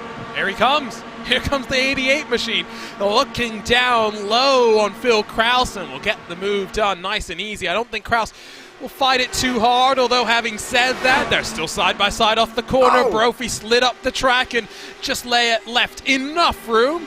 Kraus has got the momentum into the tunnel turn, and he's got the preferred outside groove. Kraus holds on, but Blocker closes in further. Yeah, absolutely. Blocker is very much here now after managing his tyres much better on this most recent stint. Now with 32 to go, who is going to blink first in these guys? It's not going to be Kraus. Kraus is not going to come in first, and these guys are going to stay out a little bit longer. They'll probably want to, so that they can push full out on this final stint of the race. But this has all of a sudden got very, very interesting indeed. It's gone from a Kraus walk-away victory to a Kraus nail-biter at the moment. We'll see if he can hold on. So pit stop window would open this time by Taylor, Fraser and Kraus, Matthias Kraus that is, have all entered pit lane for the final time today. A little bit more lap traffic through turn 2. Any of the top 3 come down this time. Remember, Kraus was leading but not punching the hole in the air. Got a tow from Connor Harrington, might have been able to dial back his fuel number, save a bit of fuel. None of the top 3 in this time around. Now, Brophy just had to get through that little bit of lap traffic. Blocker will do as well as Van der Sant comes in. That's the best thing he possibly could have done with 31 to go here, I think. He might well find himself on the back of these guys and make it a 4-car train for the lead by the time he comes out. If his outlap is very, very good indeed, and it needs to be. So there's Malecka, Van der Sant, Bensi, Rasmas as well. Those other cars that have come down to pit. Will these 3 box this time? Blocker lost a bit of ground by virtue of the lap traffic, but it's not really going to have cost him too much. Might be able to recover some of that in the pit stop cycle. But here they come, nice and aggressive. And Phil Kraus, has he just sped on pit road? Surely he sped there. That was a massive lockup, and he was looking up a long way after the line. He might well have just thrown this race entirely away and thrown a good result away as well. A very good result. Surely he sped there. I think he's okay. I think by some miracle, Phil Kraus has not sped on pit lane. Blocker misses his box, which might be crucial as well. Now does Kraus drop and roll? He does. Kraus got away with that one. That is remarkable. Unbelievable. I've no idea how he got that stopped going down towards the box there. That was unbelievable. And to be honest, it might well have won in the race, because that pit entry was outrageous. He's given him a 1.5 second lead over Brophy. Van der Sant has gained time, but he didn't do the pit entry that Kraus did, and so he's not quite gained as much as he was expecting. Here he comes, second place, but my goodness, that was outrageous. I heard the inhale from you as you were like, Oh, I don't know how this one's going to go. I thought we were heading somewhere rather familiar. A private label team hype car with a pit road penalty, but some miracle has seen Phil Kraus slow that car in time, and just watch this. Watch the run into the pit lane. Look how late he goes. Look how aggressive he goes. Look how locked up he was. But because it's an average-based system, instead of a maximum speed limit like a lot of European road series would be, this is more the NASCAR-style averaging. Phil Kraus gets away with one, and let's also look at what happened to Adam Blocker sliding through the box. We did pick up on this. Yeah, he just broke a little bit too late. We talked about the lack of brakes, the lack of downforce heading into these boxes, and that car of Phil Kraus, of course, just being just in front of his box, might have just distorted his view of where he was supposed to be stopping. And although it has been like much of the day, Blocker has often been coming in before Kraus, and so that might have just distorted his view ever so slightly. That might just have costed him a chance at race victory. He's now stuck with Moretska battling over fourth. Well, and just before the cycle of pit stops, you said it was no longer a walk-off win for Phil Kraus. It's 2.2 seconds the gap back now. Well, I wasn't expecting him to go absolutely all in on that pit entry as if his life depended on it. It was unbelievable. That was a bit more than all in, if we're using the analogies. He had his life and everybody else in his family's life on that. Yeah. And he came up with it. Something like that. The gap's 2.2. Basically gone. You can see Kraus has got some lap traffic, but not the worst thing in the world, I think, for him, as he'll continue just to try and build the advantage. Now up to 2.5 in towards turn 1 with 26 to go. If you're Brophy, you don't try and swap like you were doing with your teammates earlier. You try and hold station now. Well, you'd think so. They have been doing a little bit of swapping. I do wonder if there's a little bit of motivation here for these two to work together to try and win. But then again, it's not quite the same. And so they are losing time. It was initially 1.5 seconds, then 2, and now 2.5, and we're only 5 laps into this stint or so. So, yeah, it's not looking good for these guys in terms of a race win, but they will fight absolutely hell for leather for that second place. There's no doubt about that. They'll want every point they can get, of course. A second place in a Triple Crown event like this one is very respectable indeed. So, Phil Kraus, good at Pocono no matter what situation you throw him in. We mentioned this before, but he's racing from a hotel room. If we get the chance to talk to him in HyperX Victory Lane, you and I'm going to be curious what sort of setup he was rocking. Was it triple screens? Was it his regular pedals? Was it cell service or Wi-Fi? Lots of questions have got to be asked. Well, yeah, absolutely. We do have a lot of questions with regards to that, but what he has done is just adapted to it all very, very well. It's clearly not slowing him down very much, or at all, at the moment, because he's clearly very comfortable with whatever he's got at the moment, and he's looking very good. In terms of the championship as well, Blocker has cost himself not only the chance at a race win with that sliding through the pit box, but also a fair few points. It's double points, let's not forget, so every position lost hurts twice as bad. Yeah, and again, we're heading into that month of May where you expect Blocker to miss at least, I should say, 1, if not 2 or 3 races, at least not being at home. Now, schedule permitting, what's going on trackside in his role at the NTT IndyCar Series with the NTT IndyCar Series might have something to say about that as well, but not the optimal time in the cycle of the season to be starting to slide backwards. In the team championship as well, Connor Harrington's pit mistake not going to be hurting as bad as it would have done if Andrew Kinsella had been up there in the mix. Now, I'm not sure what's happened to the Canadian. He's all the way down in 24th. We saw him at one point up in the field by virtue of the strategy, but the easy way to figure out which power slide drivers are working together are the ones that have their names start with an A. So Van der Sant, Blocker, and Kinsella are power slide, I believe it's Adrenaline. And then Malechka, Brian Carey, and Tony Schowen are power slide Ignition, because you allocate 3 of your drivers for a team in this HyperX Teams Championship. So private label Team Hype, 1 and 2. Power slide Adrenaline, 3 and 4. It's still advantage going the way of the private label Team Hype machine. Yeah, it's going to be a great championship fight between those two teams as we go forward. As we saw at the start of the day, we noted how far those two teams were above the rest of them. It's almost like they're driving a different era of IndyCar, to be honest. They're scoring so much more points than everybody else. It's going to stay like that throughout the rest of the season, you would imagine. And yeah, we're going to see a great fight between them. But it just depends who's going to come out on top, really. It doesn't look like Van der Sant has got enough to kind of kick over that 1-2 at the moment, does it, really? He's losing a bit of pace. I know there's a lap car in between involved now. There are a couple of lap cars involved or whatever, but it doesn't look like he's quite got enough. Brophy has looked pretty strong, all in all, just overhauled by a slightly stronger Phil Krause by the looks of things. I like that we're talking about the alternative chassis. If you like the DW12, well, Lionheart has a competition for you Monday nights, the Lionheart Speedway Series. Of course, as well, if you like the IR05, well, they got the Classic IndyCar Series, another thing featured here on RaceSpot TV. But the Open Wheels 500-mile race allows you to enter any 3 of the Dallara chassis. In the 2 years that the event has been run, no one has ever qualified with a not IR18. If we're going to get new chassis of American Open Wheel Racing, though, Ewan, we got to dive into the history books. We got to get some of the kart machines out here. I know that would make a lot of people in Lionheart delighted.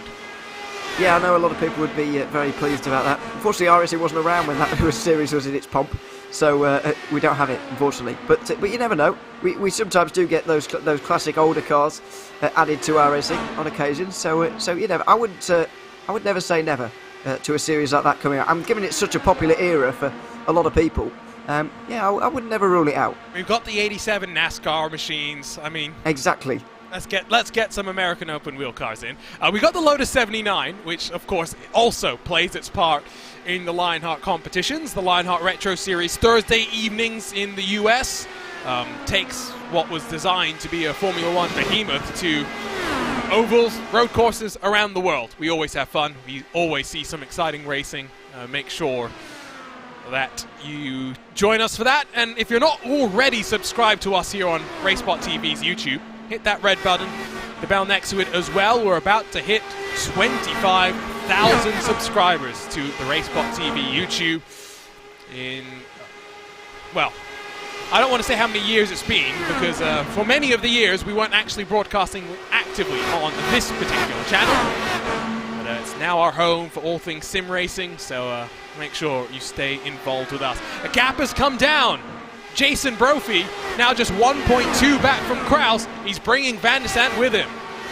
Yeah, if anybody is going to close this margin, it has to be Brophy. He's run up front all day long.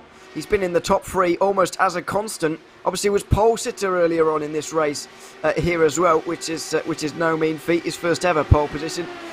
Trying to get this win here. It's going to be difficult for him to get through on all the traffic and whatever, but Krause has got to deal with the traffic as well. So has Van der Sant. Although, speaking of which, the 96 going down the inside of him at the minute. That is not going to help into turn 1. Yeah, I get the optimism and the hope from Van der Sant, but I'd almost wager you're better off backing out for now unless you see the pace is dropping off for Jason Brophy, because I don't think you're going to want to swap, and status quo remains. It's back up to 1.8 seconds between first and second. Blockers closing in bit by bit, but Malechka's holding station in 5th. He's not really found too much ground. Again, let's give a full kudos and a shout out to Barrett Rolf's charge. Up 29 positions into 6th spot so far today. But again, qualifying needs that little bit more for him to be able to consistently be at the front. There's a look again as Van der Sant goes up high. He's trying to just find his way past Brophy. Yeah, he is at the minute. I just wonder if he's settling for second almost here and battling over that. I do think it's worth him holding out a little bit longer. It's not exactly like you need 16 laps to try and work on a pass around here. It is a little bit difficult to make a pass. You might need 5 laps or so, but he doesn't need 16. So if I was him, I would stick behind just for the moment. Let's just see what Brophy can do on his own here. Can he bring me to any closer to a race victory, or will this be a battle for second? If he holds off for a few more laps, then it's very possible that this could become the battle for the lead, and then he'll really be involved with it. So if I was him, I'd just hold off a couple of laps here, wait to see if the gap comes down. If not, then obviously go for second, but this gap could still come down yet. Thoughts on this aero screen? Just reminded of a conversation I was having a week or two ago with someone in the iRacing IndyCar community, and I think, it looks like a jet fighter now. Yes, it added a lot of weight and changed the balance of the car compared to when this IR18 chassis first launched, but regardless of the safety considerations, I think it looks quite cool. I think it's a better solution than the Halo. I don't love any of the solutions, if I'm totally honest. But I understand why they have to be there. There's very obvious reasons why they have to be there. But none of them are great. I think this is the least bad, if I'm honest. No, I do like this, and especially what they've done with the new IndyCar. Even before they had the aero screen, when they updated this car, what was it, 2018? Yeah. Something like that. I really like this new style of car. It races very well. It looks fantastic, I think. And yeah, I do like it. As I say, the aero screen or none of the solutions are great in my opinion. But I don't mind the aero screen too much. It's not soul destroying for me, at least. You're not one of those people that says that we might as well just go close cockpit. I think that is for sure. As we look on board with Chris Fowler. Had a look on board with Van der Sande as he tried to cut down the gap to Kraus. Between Brophy and Kraus, it is down to the 1.2 bracket, so closer and closer as we get towards 10 to go. Of course, they tried the Halo with this IndyCar. They found that it wasn't great when it came to ovals and small debris that would be flung in towards the driver's helmet. Then with the Red Bull Advanced Technologies group, they tried working with PPG and their Opticore material to bring the wraparound closed cockpit nature. Chris Fowler smacks the wall and doesn't bring out the caution. Vital. Yeah, vitally doesn't bring out the caution. Very close to doing so. But yeah, I mean, that was very close indeed. Here it is. Aero wash, understeer.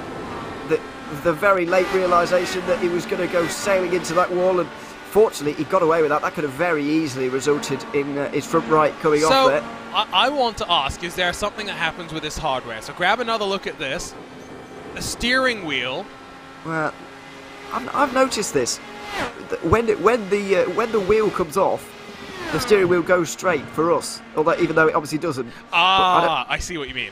So I think it's more of a graphical thing than anything else. As we really are getting down to the final 11 laps because people are not leaving anything anymore.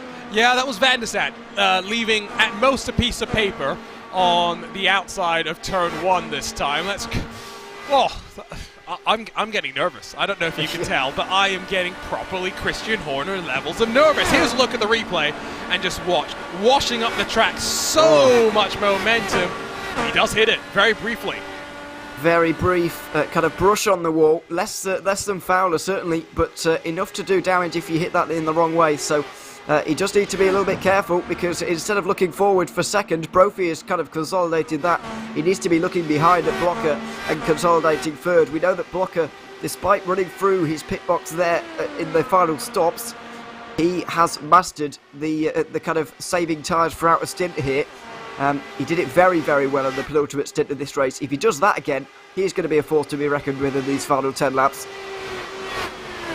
Taylor and Shawan battling for 12th as the 8 machine works his way forward. 10 to go, 9 this time by at the line.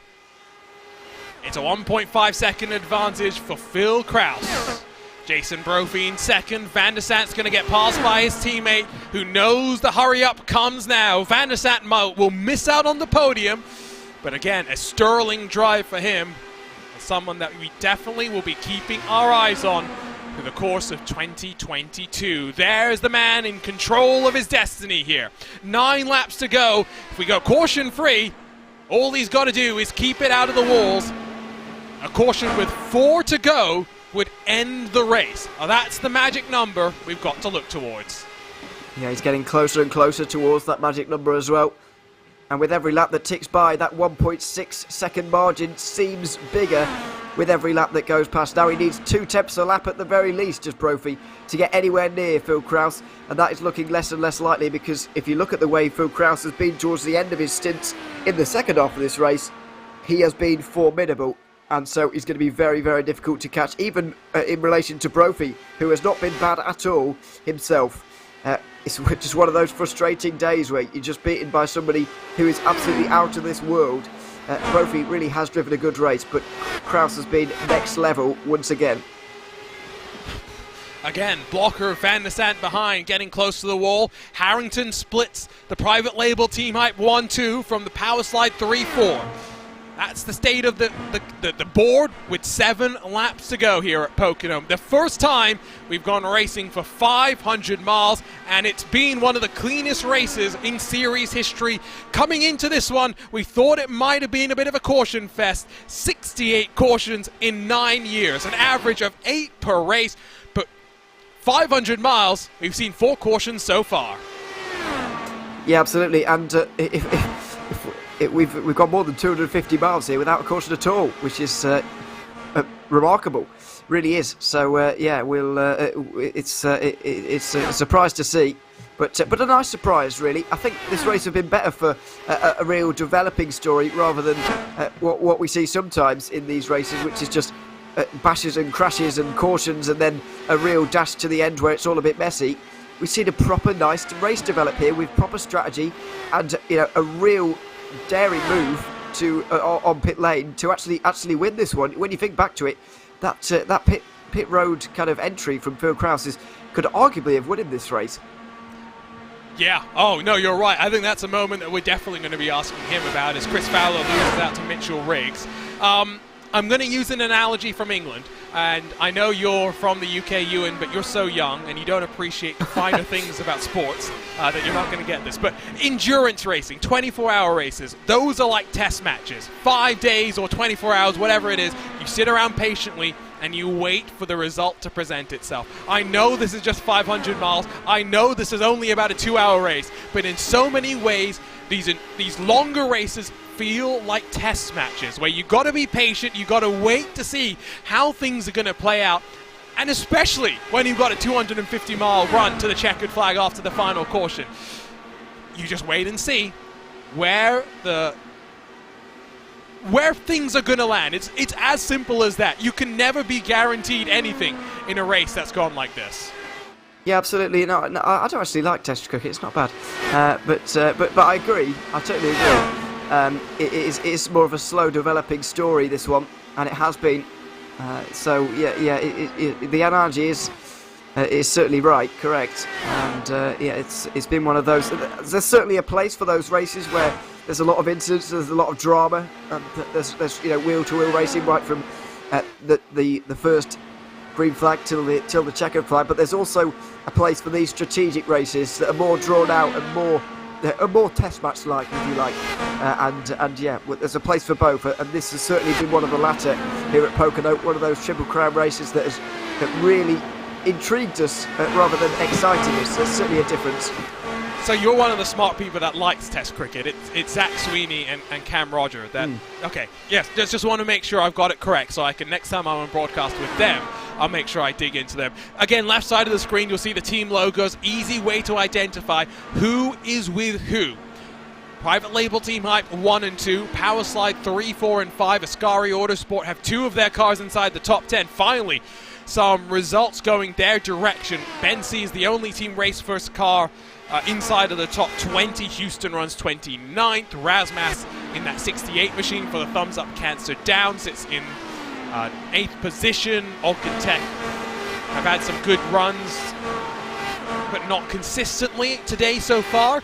And then Madworks Motorsports sit outside the top 10, 11th and 12th. 2 drivers that compete across the gamut of Lionheart competition. This time across the line will be 1 lap to go. Phil Kraus looks to make it 2 in a row here at the Tricky Triangle. What a day and what a pit stop it was from him to close this one out. Yeah, and what a drive it has been. I actually said aloud about halfway through the race that he wasn't looking that good, but he was doing the classic Phil Kraus thing. Just keep things calm, make sure nobody even realises I'm here for the first part of the race. And then at the end, I'll come forward and I will beat you all. That's exactly what he's done all over again. We talked about his situation in the middle of a move, racing from a hotel room. You saw the consequences of that just a moment ago. Technical issues have not held him back. It's been 9 years, 9 different winners at Pocono. But here in the Lionheart IndyCar Series, history is made to be broken. 500 miles later, we have our first repeat winner, and it's 3 wins in 4 in 2022 as Phil Kraus wins the ButtKicker Pocono 500 presented by Next Level Racing. Can anyone stop the charge of the Wisconsin native? Even Adam Blocker can do little but watch as Kraus burns it down in HyperX victory lane again. Yeah, fully deserving once more. 2.5 seconds the margin at the end. Slightly closer than it was last year, but not that much closer. He still had his rivals at arm's length once more, leading lap after lap after lap, eventually coming out victorious. And yeah, it doesn't look like anybody can stop him at the moment. Incredible job so far, but from here it doesn't get easier. A week and a half from now we go to Silverstone, and from there the championship gets even more exciting. But when the chips were on the table, when double points were at play, Phil Kraus has made no mistake. Perfect here today for private label Team Hype 1 and 2.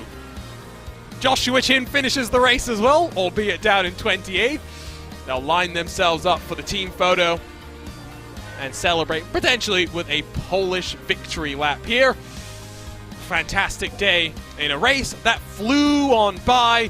Are we getting any victory donuts? I don't think so.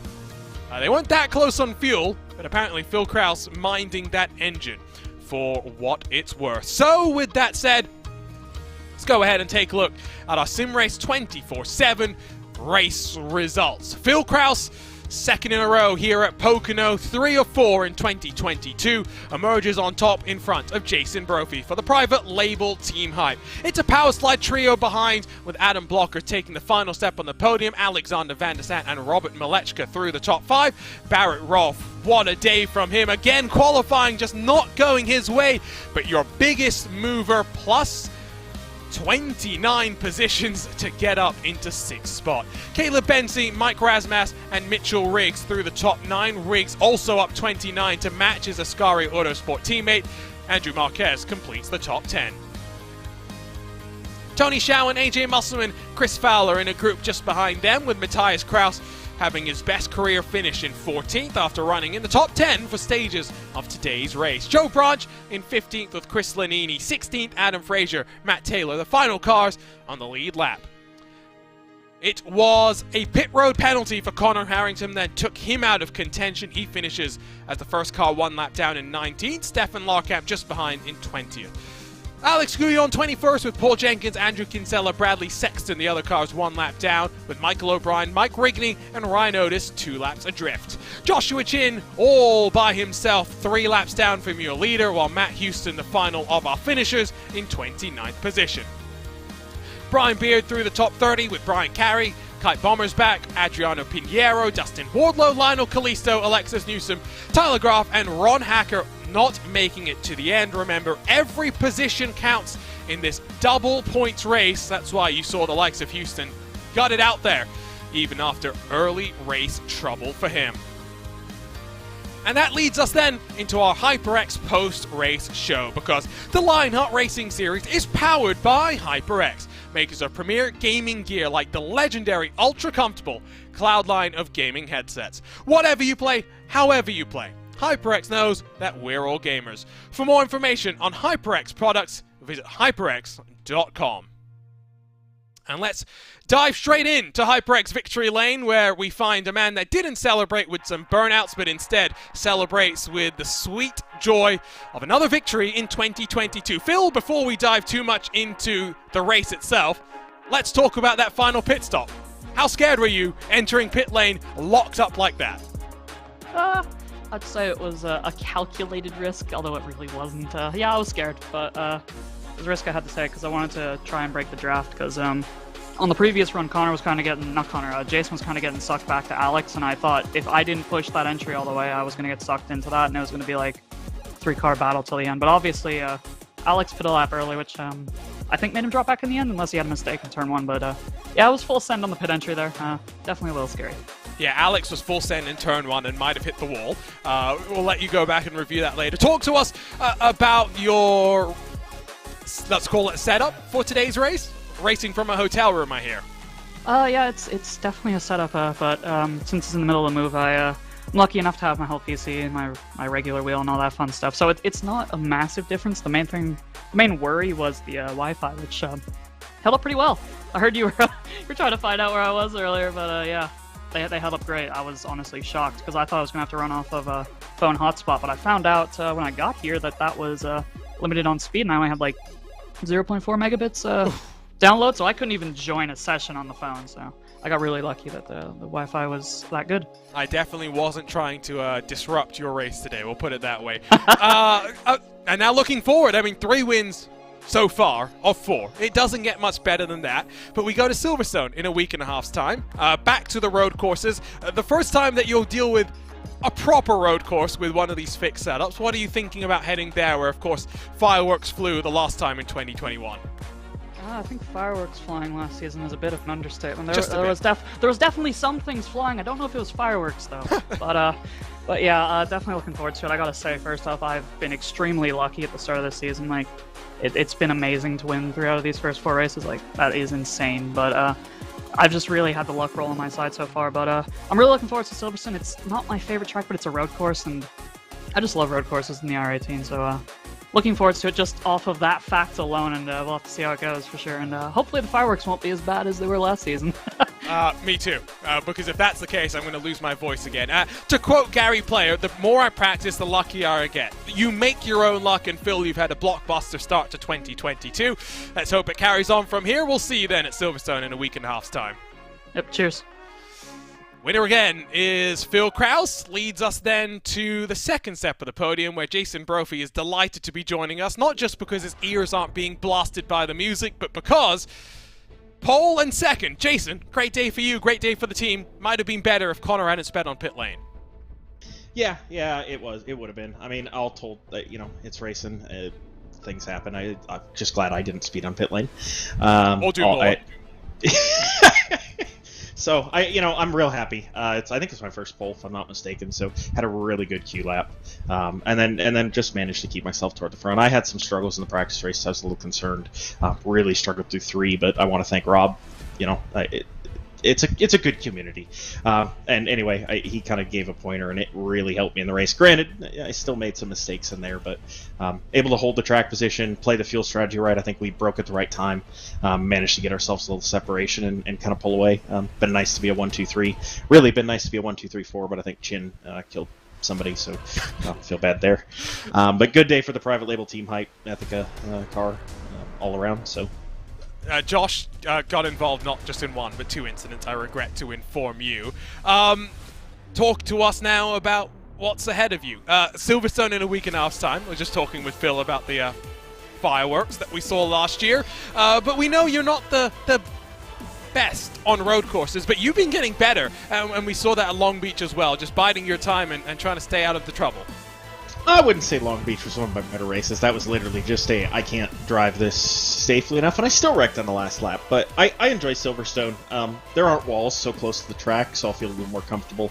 It's funny, is I used to hate it, and then when we raced there last year, and with this tire model, it's so much fun on the road. The car is just a blast. So, I look forward to it. I really, for the most part, I know that I'm gonna have a hard time keeping up with Phil, Connor, Adam on the road courses, and Alex. So I got to maximize my ovals, and I feel like I did a good job of that today. I didn't do that so well at the Triple Crowns last year, so good start. Of course, you work in the eNASCAR community as part of the setup builders. You must be delighted to have been done with the dirt and now getting ready for IndyCars at the Nordschleife next Monday. I know you're excited. Hey, if you're there Monday night in the SOF broadcasting, we're good. I'll join you, even though I won't be in the SOF. So I'll be broadcasting, that's for sure. You can drive and talk. I know it. So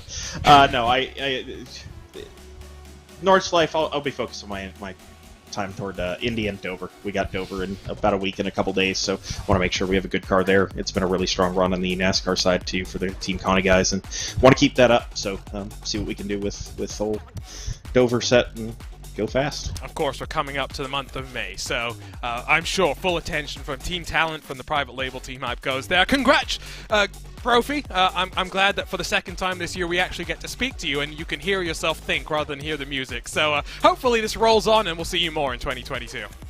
I agree. Thank you. And to the final step of the podium, we're joined by your defending champion, Adam Blocker. Adam, great, fascinating race. 4 cautions over 500 miles. It looked like strategy was somewhat important, but I think more important was just being at the front at the right time, and the private label Team Hype were able to jump you into that final cycle of pit stops. I mean, strategy was very important because there was a couple stints there where Paul Jenkins was leading, and we were just all saving behind him. And I made 2 big mistakes in that race. The first mistake I made was not passing Paul faster and just taking more of a hit on the fuel mileage. I was trying to stay behind him, and he was just going so slow, and Rob and Jason both got a run. They both passed me, and the second that happened, I mean, that just killed me.